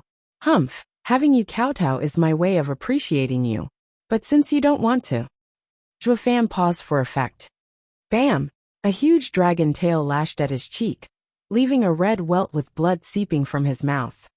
There were even some teeth mixed with the blood, clattering to the ground. Pain assaulted his senses, with half his face double the other. Shangguan Yulin shuddered, his eyes tearing, his mouth shivering. What are you doing? Why did you hit me? Humph, you have the nerve to ask why. Zhuofan snickered. I've always been conceited, looking down on every youth who wanted to learn from me. Now that I found a good seed, you actually dare refuse me? Bam! Another tail lash struck the other cheek, and relieving him of a few more teeth. Lips quivering, Shangguan Yulin's heart was against it. I, Shangguan Yulin, appreciate your care, but I can't accept it.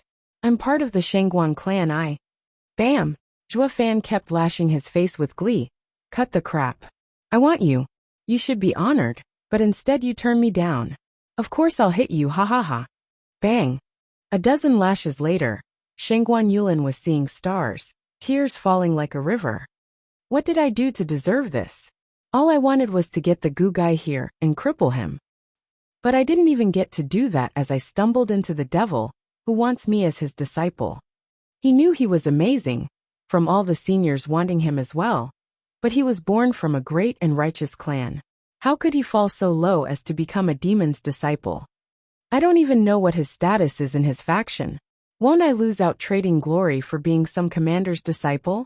If I go from Eastern Land's best clan's future inheritor to some nobody devil's disciple, who do I blame then? Not like he had a choice. The devil had him trapped and leashed. He wasn't long for this world if he kept this up. Senior, tell me your request and I will brave hell or high water in achieving it. Please release. No, I want you as a disciple. Refuse and I'll just kill you, ha ha ha. Shangguan Yulin cried bitter tears over his swollen face, pleading for his life. Zhuofan laughed at his expense, shouting and demanding instead. Shangguan Yulin's heart was in despair. Why am I so amazing to earn the attention of this devil? Fame has its price, and now I have to pay for my greatness. As Shangguan Yulin's face was being flung from side to side, he had the time for a flight of fancy, actually taking pride in it. In the end, Shangguan Yulin couldn't take it anymore and sighed, forcing himself to say, Fine, since Senior cherishes me so, I will concede. Bang! The lashes came still. Zhuofan didn't seem to hear over the loud smacks. Hey Senior, I give up. Why are you still hitting me? With his face swollen bigger than an overripe melon, Shangguan Yulin cried out as the strikes continued to fall on his numb face. Zhuofan finally reacted. Did you say something? My ears aren't as sharp as they used to. Screw you. Shangguan Yulin lashed out in his mind. You clearly heard since you replied. Goddamn playing with me. But as a hostage, he had to play his part and hung his head. Since he said his ears were bad, then he'd have to speak louder obviously. Master, I pay respects to you. Please stop. What, you want me as your master? Ha ha ha, that's great. Bam. With not a single intention of stopping the dragon tail lashing, actually growing in strength instead, Zhuofan himself joined the punishment with his Qilin arm, sending heavy punches to his gut until blood spurted from his mouth. Face twitching constantly, Shangguan Yulin wailed. Master, I wish to be under you, so why do you still strike me? Oh, your master is a great demonic cultivator and loves thrashing people from joy. Zhuofan toyed with him. With such an amazing talent, so eager to be learning from me, the excitement got to me. Since there's no one around, I'll use you to calm my overstimulated heart. Shangguan Yulin's face was twitching like there was no tomorrow. Geezer, I get you want to pummel me, so why make up such lame excuses? Though sensible enough not to voice it. This coot is insane. If he thrashes people when excited, what about in anger? Will he flay them alive? Anywho, he'd rather not test that theory. Master, don't hit me. You might beat me to death too if you're too excited. Oh Zhuofan sneered inside. Oh, being in my domain, you couldn't sense that the guy you hit woke up a while ago and left. That left only you to beat up. What? Shangguan Yulin shuddered in anger. He wanted to ruin Zhuofan, but instead the punk got away while he instead ended up suffering at the hand of this freak. What did I ever do to deserve this? Shangguan Yulin howled. Master, how could you let him go? He's too weak. What was I supposed to do with him? But you're going to wear my mantle, ha ha ha. Zhuofan laughed and gave 2 slaps and another overexcited punch to Shangguan Yulin's chest, caving it in. It always gets my blood going just thinking about it. I just have to punch something. Blood and gore spurted from Shangguan Yulin's mouth. He paled like paper and his face swelled up more. If that was even possible. Shangguan Yulin's face twitched again, out of habit perhaps, as he wailed and pleaded. Master, do you want me as a disciple or one to toy around with? You're going to end up killing me. Oh oops, I just can't control myself in all the excitement, hee. Zhuofan coughed. I'm sure you know by now that all demonic cultivators have their peculiar hobbies. I've had mine for far too long now. Or I would have gotten a disciple ages ago. With such love taps, all your disciples would end up dead. With the flogging finally ended, Shangguan Yulin sighed, slumping weakly with hatred. Goddamn lunatic. Zhuofan let him off seeing him so worn out. But his play had yet to finish. That only leaves 100 kowtows, and that should do for ceremony. Kowtows still. Shangguan Yulin was so bitter, he hardly spoke. Zhuofan raged. You won't? Does that mean you don't want to be my disciple? Then. I'm doing it, look. Shangguan Yulin waved his hands around, frantic. But before he could start, he asked. Master, they say 3 bows to the elders and 4 to those who passed. Shouldn't it be just 3 then? Why would Sir want 100 then? Oh, nice thinking. Zhuofan grinned. The 3 are for me, of course, while the rest are for your late departed senior brothers. To watch over you so you won't follow in their footsteps. 1 for each one should appease their spirits. You drove 97 disciples to death already. Shangguan Yulin's eyes rolled in his head, blanking out from fear. The black domain faded and Zhuofan revealed his mocking smile, his grin turning devious as he watched his puppet.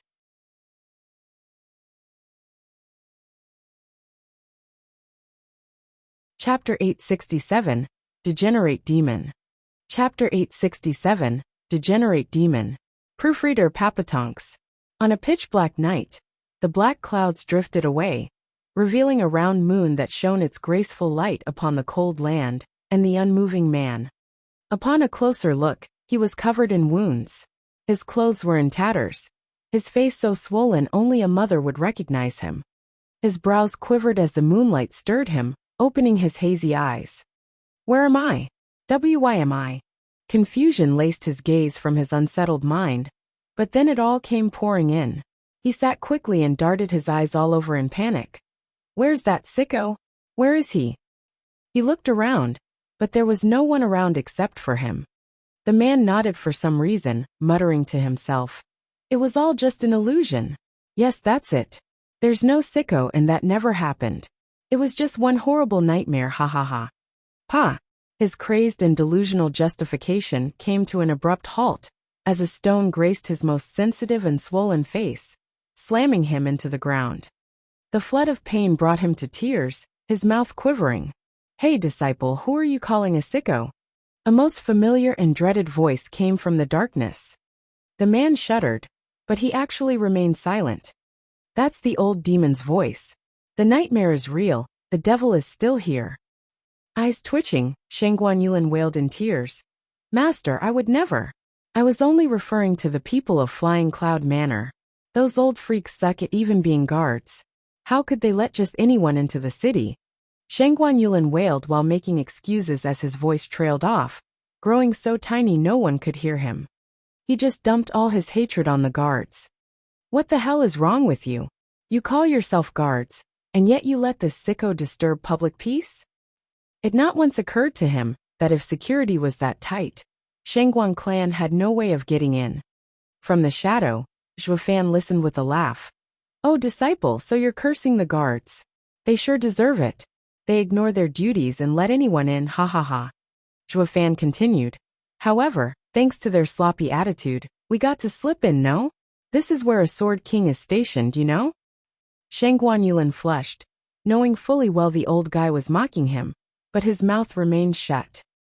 Seeing you all worn out, we'll leave the 100 kowtows aside for now. Shangguan Yulin lit up in joy. Really? Thank you, master, thank you, ha ha ha. A total discrepancy from the hatred he felt in his heart. This decrepit geezer. I won't take a sicko like him as master ever, even if I would have been put to bow 100 times. The minute I get to uncle, you're dead to me. And if I catch you around me again, I'll sick people on you to skin you alive, flay your flesh and break your bones. Zhuofan could easily see through those crocodile tears, making a most devious grin. While the ceremony will be on hold for now, we're now master and disciple. Don't you ever forget that. Yes, master, absolutely. Shangguan Yulin bobbed his head with a fake smile. Zhuofan laughed and shook his head. Huh? Do you really think I'll believe that, disciple? That'll make all those centuries roaming the world for nothing. No, no, no, master, you have to believe me. I'm serious about having you as my master.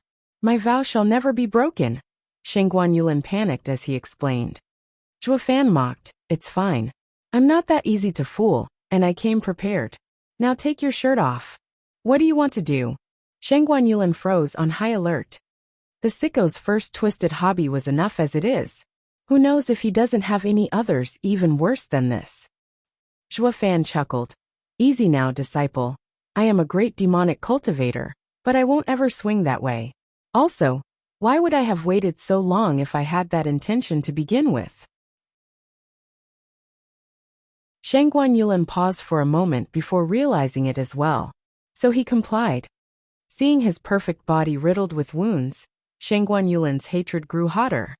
This is all this sicko's fault. Try using Yuan Qi, Zhuofan said.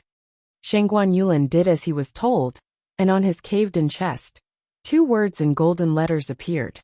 Degenerate demon. Shangguan Yulin looked gobsmacked.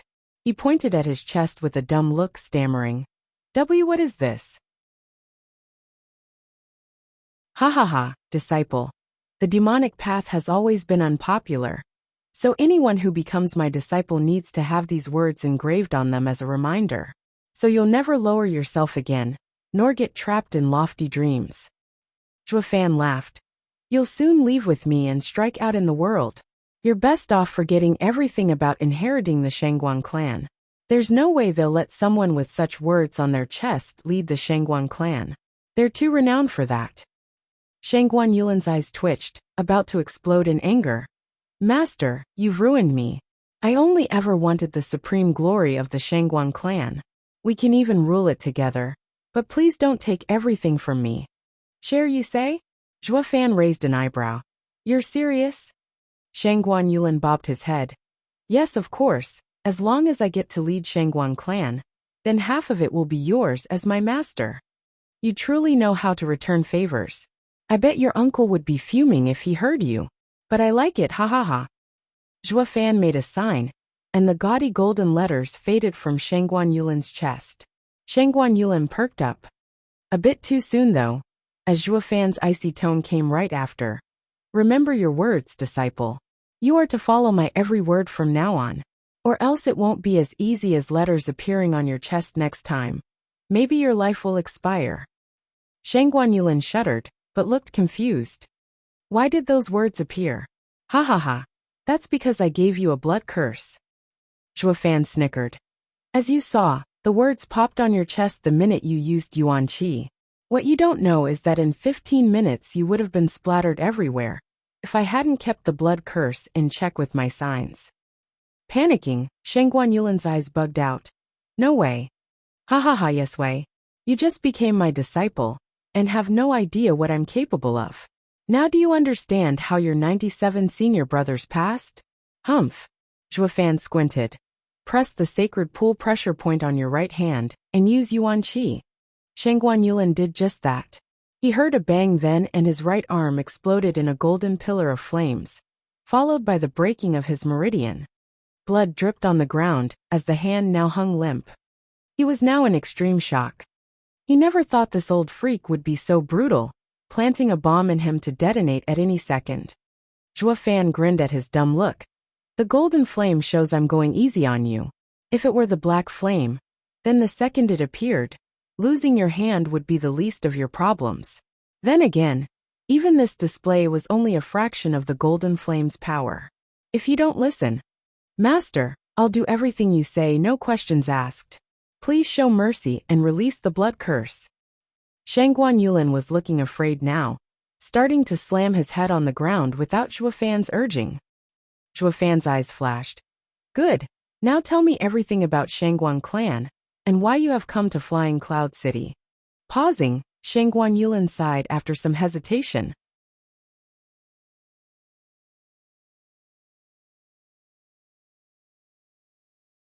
Chapter 868, Entrusted/Charged.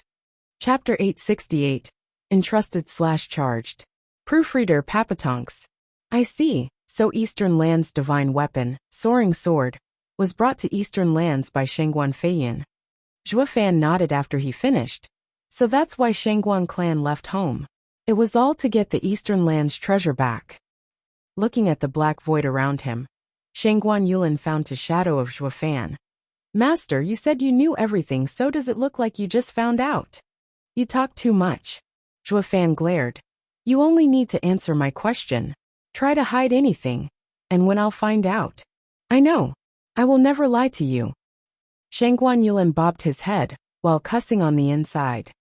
The old coot is so sly. With how he acts, I don't have any chance of hiding anything. The minute I do, he'll activate that golden flame he stuck in me and blow me sky high. Shangguan Yulin sighed. This marks the beginning of my betrayal of the Shangguan clan. Zhua Fan had since known him to be twisted inside. That was why he believed he wasn't a zealot for the clan, choosing self-preservation over glory. That made his words believable, turning him into a usable young master. Zhua Fan probed. What if I wanted you to get me the soaring sword? Will you give your life for the Shangguan clan, or offer me the sword? Master, why do you even ask? My life is in Sir's hands. Of course I'll give you the sword for my life. Shangguan Yulin sighed. Zhua Fan had a hard look, but then laughed. Ha ha ha, great. You know when to compromise, kid. It brings me relief knowing this as I charge you with an important task. Shangguan Yulin asked, what task? Zhua Fan shook his head. I'll contact you when the time is right.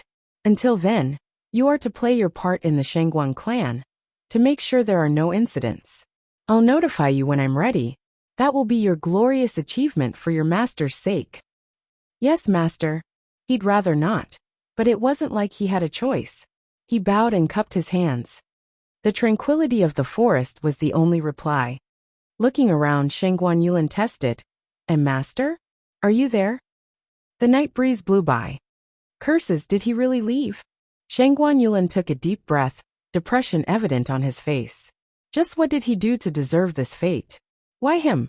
How could he become a turncoat just like that, and become some devil's toy? All he could do was hang his head, and trudge along dejectedly until the devil whispered in his ear. After the cruel ceremony to be the devil's disciple, he still had no idea what he was. He lost big this time. He only came to take care of his love rival, yet ended up with him being some sicko's puppet instead. Shangguan Yulin teared up again. With a beaten look, Shangguan Yulin dragged his weary body as the night wind grazed his swollen face. As he faded out into the night, Zhuofan faded in, at the same spot. Looking at the poor sap of a young master, Zhuofan smirked. I finally got myself a usable pawn. I no longer have to be part of the audience, but actually flip the board, ha ha ha. Zhuofan left with one final laugh. Meanwhile, in the parlor of Gu household, the face of Shangguan Feixiong on the main seat shone in the light of candles. He was frowning, focusing on the entrance with a heavy look. Shangguan Qingyan paced around the parlor, looking nervous and restless.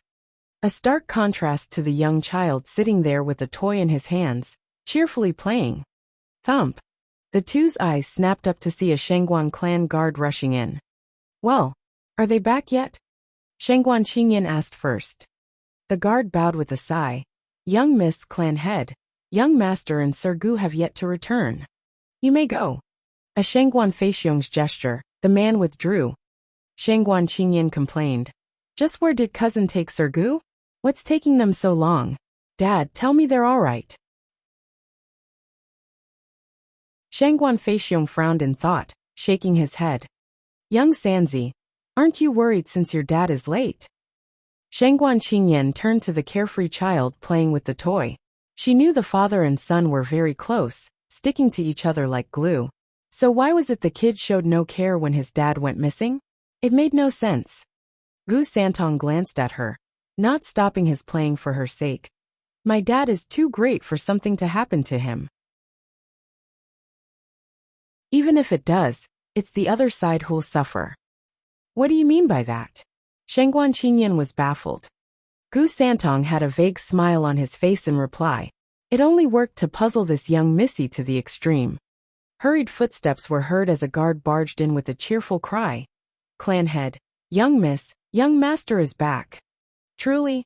Shangguan Feixiong shot to his feet and walked for the door, with Shangguan Qingyan right behind him.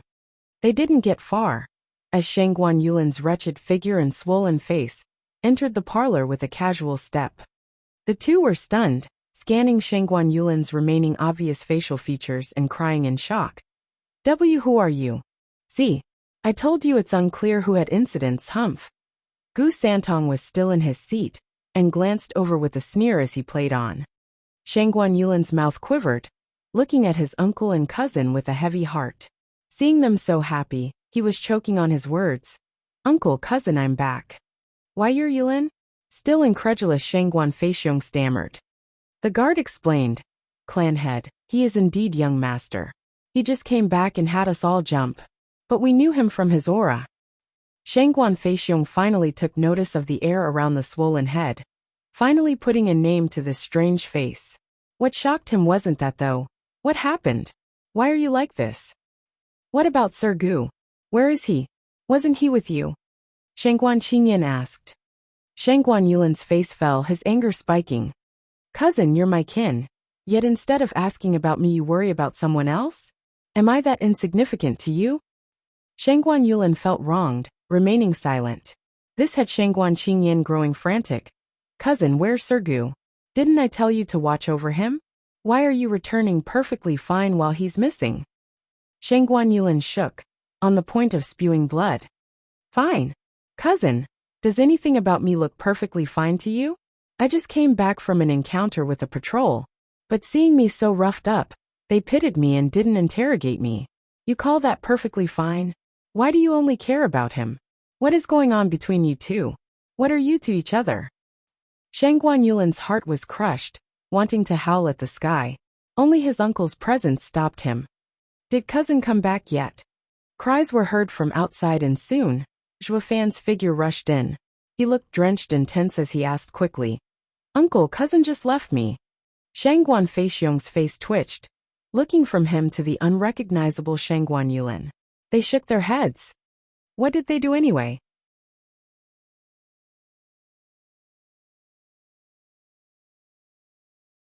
Chapter 869, Shadow Emperor. Chapter 869, Shadow Emperor. Proofreader Papatonks. Sighing, Shangguan Feixiong pointed at the youth with a warped face. Yulin is already back. He's standing right here. That's cousin. Looking shocked at Shangguan Yulin next to him, Zhuofan's eyes shook in disbelief. But then he changed tunes too. While there's no resemblance to speak of, I can vaguely sense cousin's valor and grandeur, the imposing posture. Shangguan Qingyan rolled her eyes and giggled. Shangguan Yulin was fuming. Is he toying with me or praising me? Shangguan Feixiong glared at his daughter, making her smile fade, but she stuck out her tongue. He sighed and frowned at the two. What have you been doing all this time? Why do you look like that? Uncle, actually. Zhuofan began his report, making Shangguan Feixiong look stern and focused. But Zhuofan's next words had this mild clan had actually ticked off. I have no clue whatsoever. Shangguan Feixiong was so close to popping in anger, barking. Why are you talking then? And weren't you two together? How can you not know anything? Uncle, while I and cousin were out searching, I was struck unconscious out of nowhere. By the time I woke up, there was no one there, not even cousin. I searched for him, fearing the guards might have found him, but despite all the searching, I found no sign of him and rushed back, only to see cousin wasn't home either. I truly don't know anything about what happened when I was out cold. Zhuofan muttered, playing the victim. Uncle, at your question, I of course responded swiftly as a sign of respect. Yet you do not appreciate me but shout at me. Aren't you from a righteous clan? Ugh. Shangguan Feixiong was stumped, feeling ashamed seeing Zhuofan's look. But he was also gratified. While Zhuofan was a flippant rogue, he could still tell from that recounting he forewent his safety and danger, worrying for his friend, and searching all day through the city to find him. Such loyalty was just the kind Shangguan clan preached. Clueless that all of it was merely an elaborate excuse for his late arrival. All of it was to get closer to the clan. Loyalty was the farthest thing from his mind. With Zhuofan's vile character, what the hell kind of loyalty would he have after meeting you guys for just a day? But since the old man wanted to believe it, Zhuofan was happy to play along, all to get more out of it later. Shangguan Feixiong took a deep breath and patted his shoulder. Yifan, I was wrong. Don't mind it. With no parents in this world, you are my only elder. I have no right to complain. Zhuofan beamed and bowed. Shangguan Feixiong was even more gratified. You're looking more and more like a true Shangguan clansman. I haven't made a mistake taking you in, ha ha ha. Shangguan Yulin shook, a feeling of dread drowning him. What the hell? The kid only knew how to run his mouth, forcing Uncle to take him in with a reluctant heart. So why is it that now the punk got Uncle's approval? Won't that make it harder to touch him later? Yulin, Yifan doesn't know what happened. You tell us. Shangguan Yulin was thinking about his next plan when Shangguan Feixiong's shout brought him back to the present. Uncle is right. Brother Gu truly is like a Shangguan clansman. Only difference is his surname. Shangguan Feixiong eyed him. Yulin, what are you spouting? I'm asking here, where have you been all this time? And how did Yifan get attacked? Oh, that. Wiping the cold sweat off his brow, Shangguan Yulin had a dry smile as he made excuses. Uncle, I and Brother Gu had followed a patrol in the forest since they were being suspicious in their actions. I never thought they had a sentry post hidden as well, ambushing us. I panicked and blocked in reflex, not even realizing the shockwave would catch Brother Gu by surprise and knock him out. 6 people then showed up, forcing me to flee upon facing such strong opposition. Zhuofan's brow rose, sparing him an approving glance. He's a genius all right, making perfect lies on the spot that encompasses all doubts. He's one crafty guy. Even I would have believed him if I wasn't there. Shangguan Feixiong frowned. So you abandoned Yifan? No, Uncle, please hear me out. Shangguan Yulin rushed to come up with another lie. With so many enemies after us, if I had taken Brother Gu as well, it didn't matter if escape was impossible. But that Brother Gu would have been caught up in our fight and die. Brother Gu's cultivation is also low, and I feared the enemy would have no remorse for him. That's why I drew them away as we fought, hoping to give Brother Gu the time to flee. Once I threw off their pursuit, I came back to find Brother Gu wasn't there. That's why I rushed back home, hoping to find him safe. If he hadn't returned, then I would have gone back, risking my life to save Brother Gu. Shangguan Yulin's vehement speech coupled with his sorry state made for a tragic impression. Everyone admired him. Zhuo Fan might have even thought him heroic, if he didn't know the truth. For crying out loud, is all Shangguan clan filled with high-class actors? Then again, I'm not lacking in that department either. Zhuo Fan grabbed his hands firmly, touched to the core. Cousin, I am unable to bear such loyalty from you. Aren't we brothers? While Shangguan Yulin was revolted of Zhuo Fan, in front of uncle he had to show his big brother side. In this case, Zhuo Fan milked it for all it's worth, tearing up. Cousin, I'm just a nobody. How could I be worthy of cousin's glorious sacrifice and friendship? I can feel my heart beating out of my chest every time I think about it. If cousin had died because of me, I deserve death. Zhuo Fan looked particularly mournful right about now, driving his point with his snot and tears dripping on Shangguan Yulin's hands. Filled with disgust and loathing that could not be expressed with Shangguan Feixiong around, he revealed instead a brilliant smile. Brother Gu, we are true brothers under oath. Cousin, Brother Gu.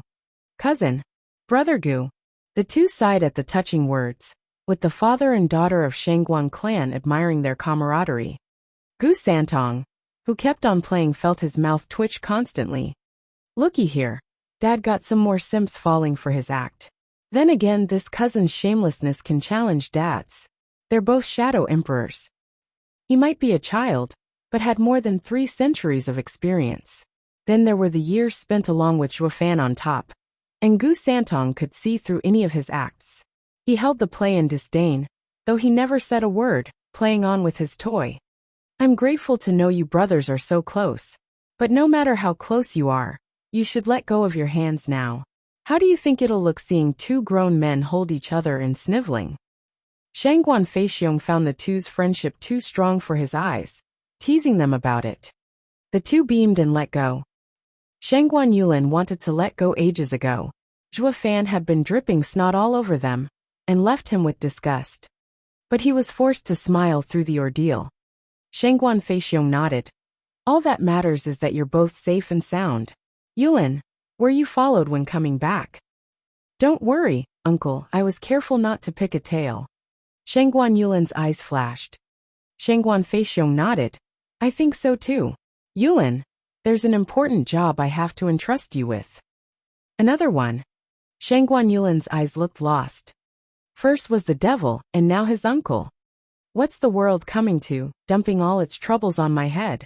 I'm just too amazing, too strong and too responsible. The delusions of grandeur were strong with this one.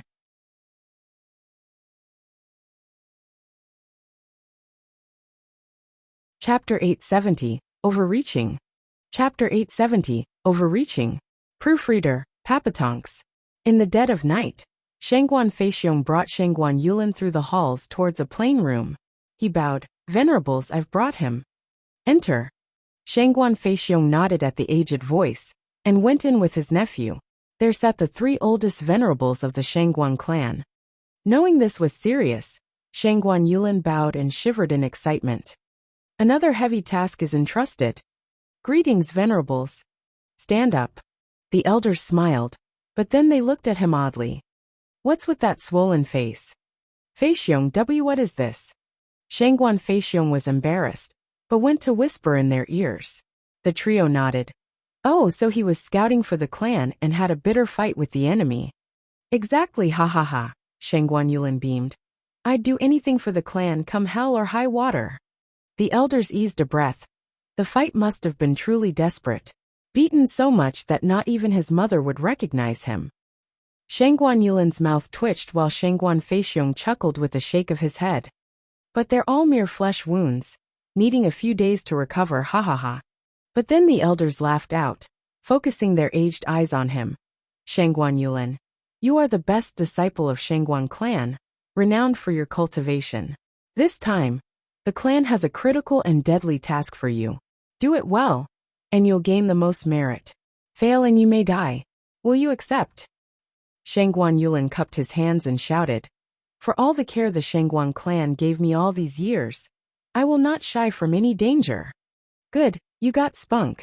An elder elaborated the task.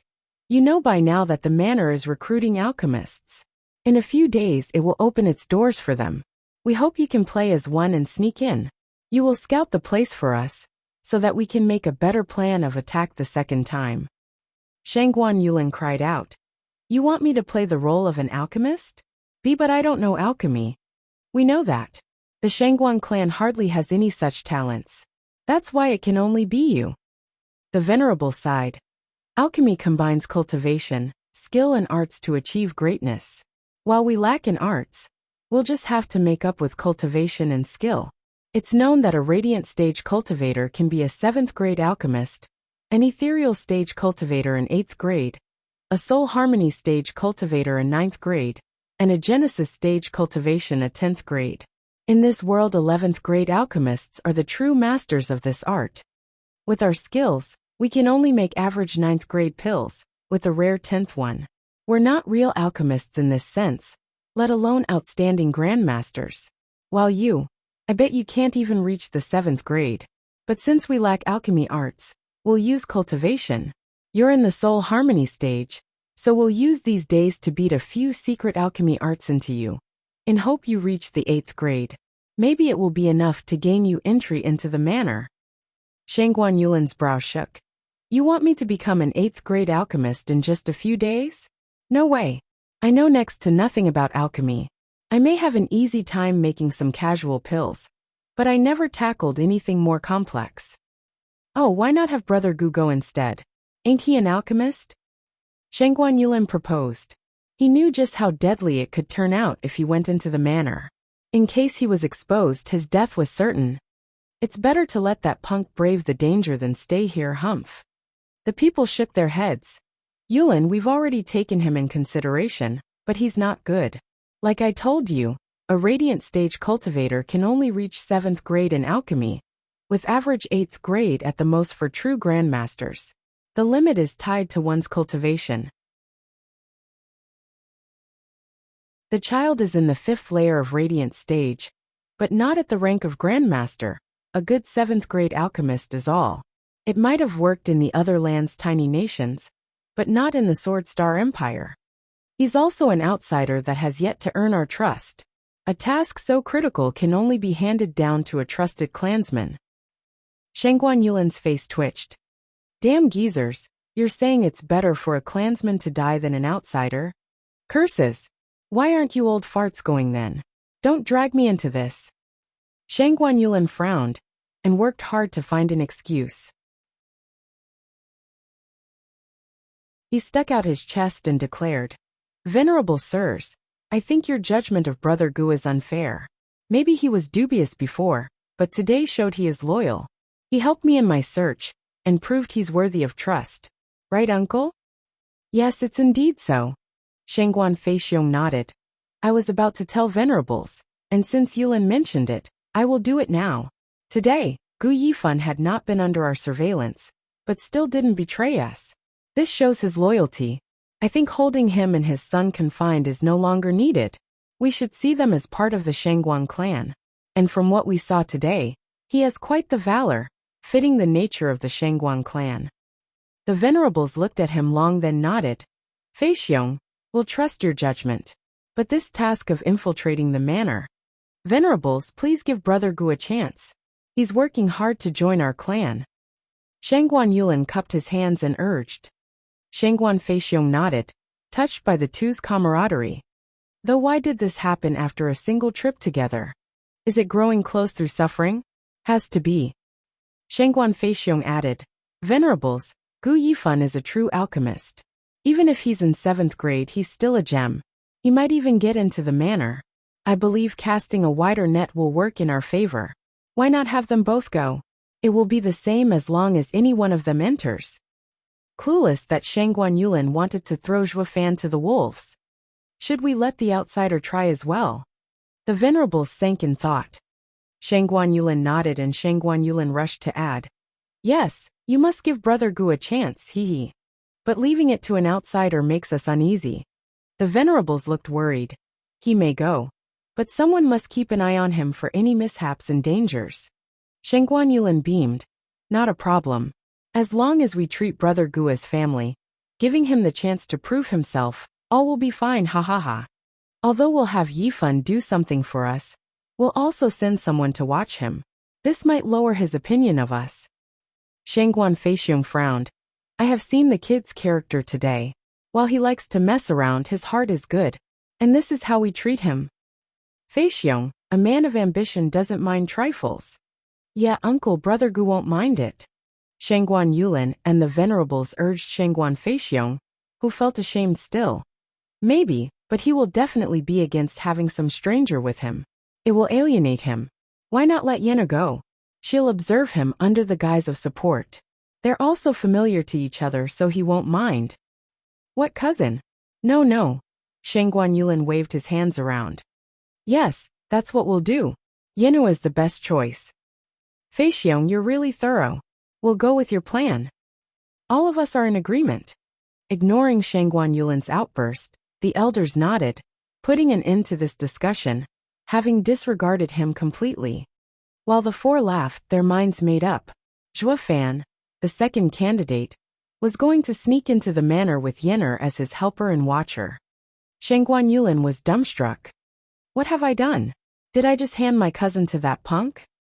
That was not his intention at all. He had overreached himself. Pa! Shangguan Yulin slapped himself hard. The four gave him a look. What's wrong? Nothing, just a toothache.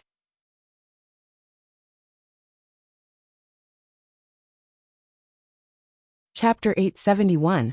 Pill King Convention. Chapter 871. Pill King Convention. Proofreader Papatonks. You want me to join the Flying Cloud Manor's alchemy screening and sneak in? At the crack of dawn, Shangguan Feixiong was seeing Zhuo Fan and Shangguan Qingyan in the parlor with a bright smile. Zhuo Fan was stunned, then nodded. It fit his plan of wanting to test the waters as well after hearing this announcement. Putting it off until Flying Cloud Manor and Shangguan clan faced off would leave too much room for error, something he wished to avoid. And this proved to be his best chance to do it while also entering Shangguan clan's good graces. Zhuo Fan cupped his hands without delay, agreeing with a smile. Doing my part for the Shangguan clan, after the clan took us both in, is an utmost honor. Thank you, uncle, for giving us this chance. As long as you know, Shangguan Feixiong smiled. I'm sure you know that my decision of taking you in hasn't been met well by other members. But if you do this well, you'll prove yourself in front of everyone. No one will question you again. Zhuo Fan's eyes shone. Shangguan Qingyan giggled. Sir Gu, work hard. Whether you stand with Shangguan clan will depend on this task. Maybe you'll even earn everyone's approval and become a true young master of our clan. You might even get the chance to get back your wife. It won't matter who you offended in Western lands when the Shangguan clan has your back. You'll finally be together. Zhuo Fan gave him a long look, but seeing her clear eyes, he returned a smile. Oh, I see. I was wondering why this Missy cared so much for me and my son. I wrote it off as being my immense charm's fault. Who knew she wanted to get me and my wife together again? How kind. A shame it's not that simple. With a dim gaze, Zhuo Fan shook his head. Even if you become one of us, you can't go on a rampage. Shangguan Feixiong glared at his daughter, but then he smiled at Zhuo Fan.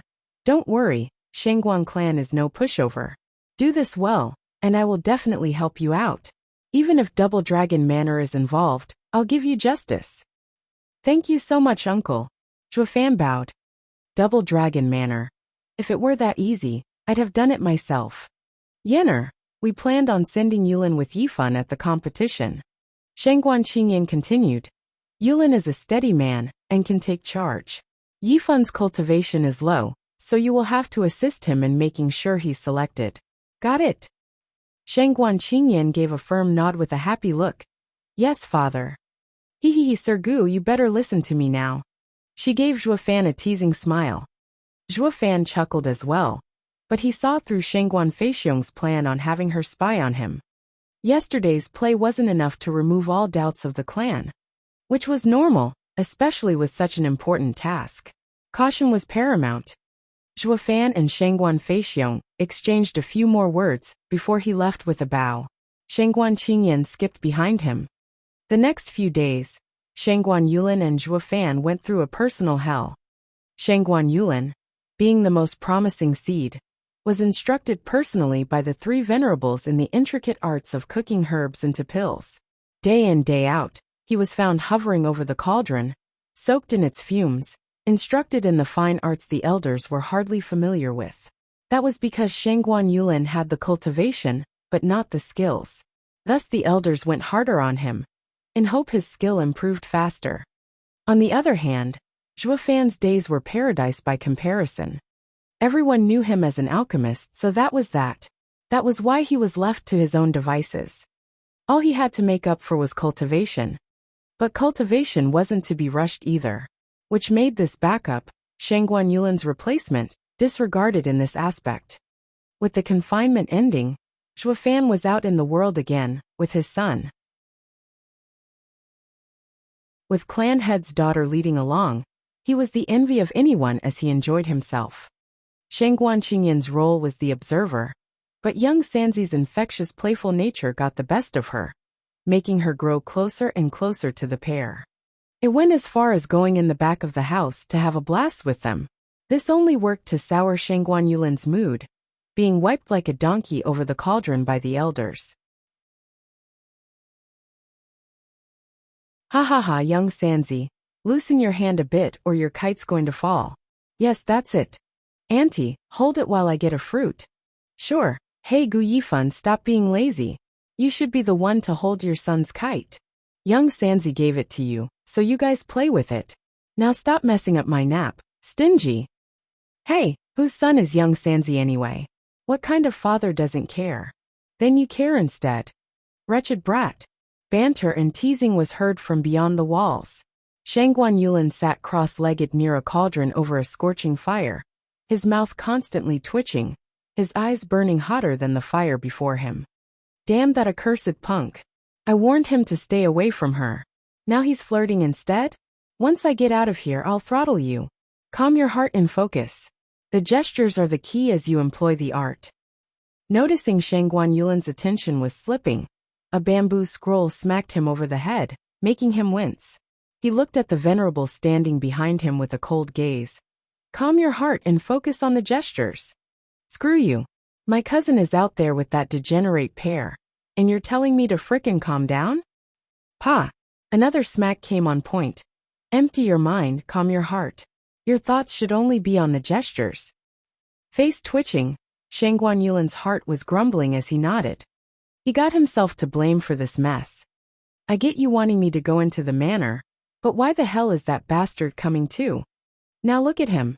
Even before we reach it, I'm in hell, wasting my time with alchemy while you guys are giggling so hard, afraid I won't hear you. This is torture. Heavens above, Mother Earth below. What did I ever do to deserve this? Why are you so cruel to me? Gu Yifan, this isn't over, not by a long shot. Once we're done with the manor, I'll make sure you're dead. Pa! The smacking came on point, as did the warning. Calm your heart. Flinching, Shangguan Yulin grumbled some more. A week passed like this, with Zhuo Fan and Shangguan Yulin enjoying their special and contradictory training. What they had in common was the annoyance with it. What Shangguan Yulin saw as hell in the pungent herbs boiling their noxious fumes in his face, Zhuo Fan saw it as relaxation. He was most happy to switch places. It should be Zhuo Fan the main with Shangguan Yulin as backup in this scenario. However, the bitter days finally ran out as Zhuo Fan returned home at noon with Shangguan Qingyan and Gu Santong. But they were far from relaxed. Dad, the manor made another announcement. 3 days later, it will hold the Pill King Convention to select true alchemists to heal the crown prince in the imperial capital. Rushing into the parlor, Shangguan Qingyan made her report. Jumping to his feet, Shangguan Feixiong's eyes shone, shouting. Since they mentioned the alchemist selection, the security eased up, the patrols eased, and people swarmed this city. The day finally came. In 3 days we move, ha ha ha. Shangguan Feixiong walked behind the house. I'll inform the venerables. Shangguan Qingyan beamed and nodded. Gu Yifan, your moment is near. Don't mess it up. While a backup. No worries, I won't. Zhuo Fan's eyes flashed. Shangguan Qingyan nodded, rushing after her dad. Gu Santong muttered. Dad, is it a trap? Definitely. Zhuo Fan grinned. But Shangguan clan's spies in the central area have reported for the last few days that the crown prince is indeed hurt badly. Won't. Zhuo Fan patted his head.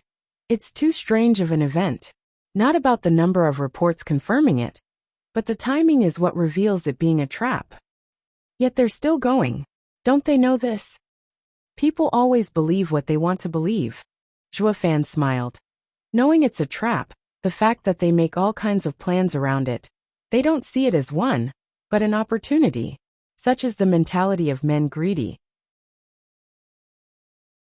There's no way opportunity lies at every corner, ha ha ha. Though this trap is clever, what's truly ingenious is that it fits the Shangguan clan's character.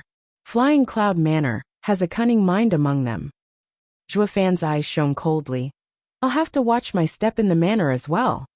That you're tuning in to the Li Mei's Wuxia Whispers YouTube channel. We're so grateful for your support, and don't forget to subscribe to join us on this incredible journey through captivating stories. Your generosity through donations truly makes a world of difference, as it's the primary source of revenue that allows me to expand and enhance this channel for you. Thank you from the bottom of my heart for being a part of this adventure.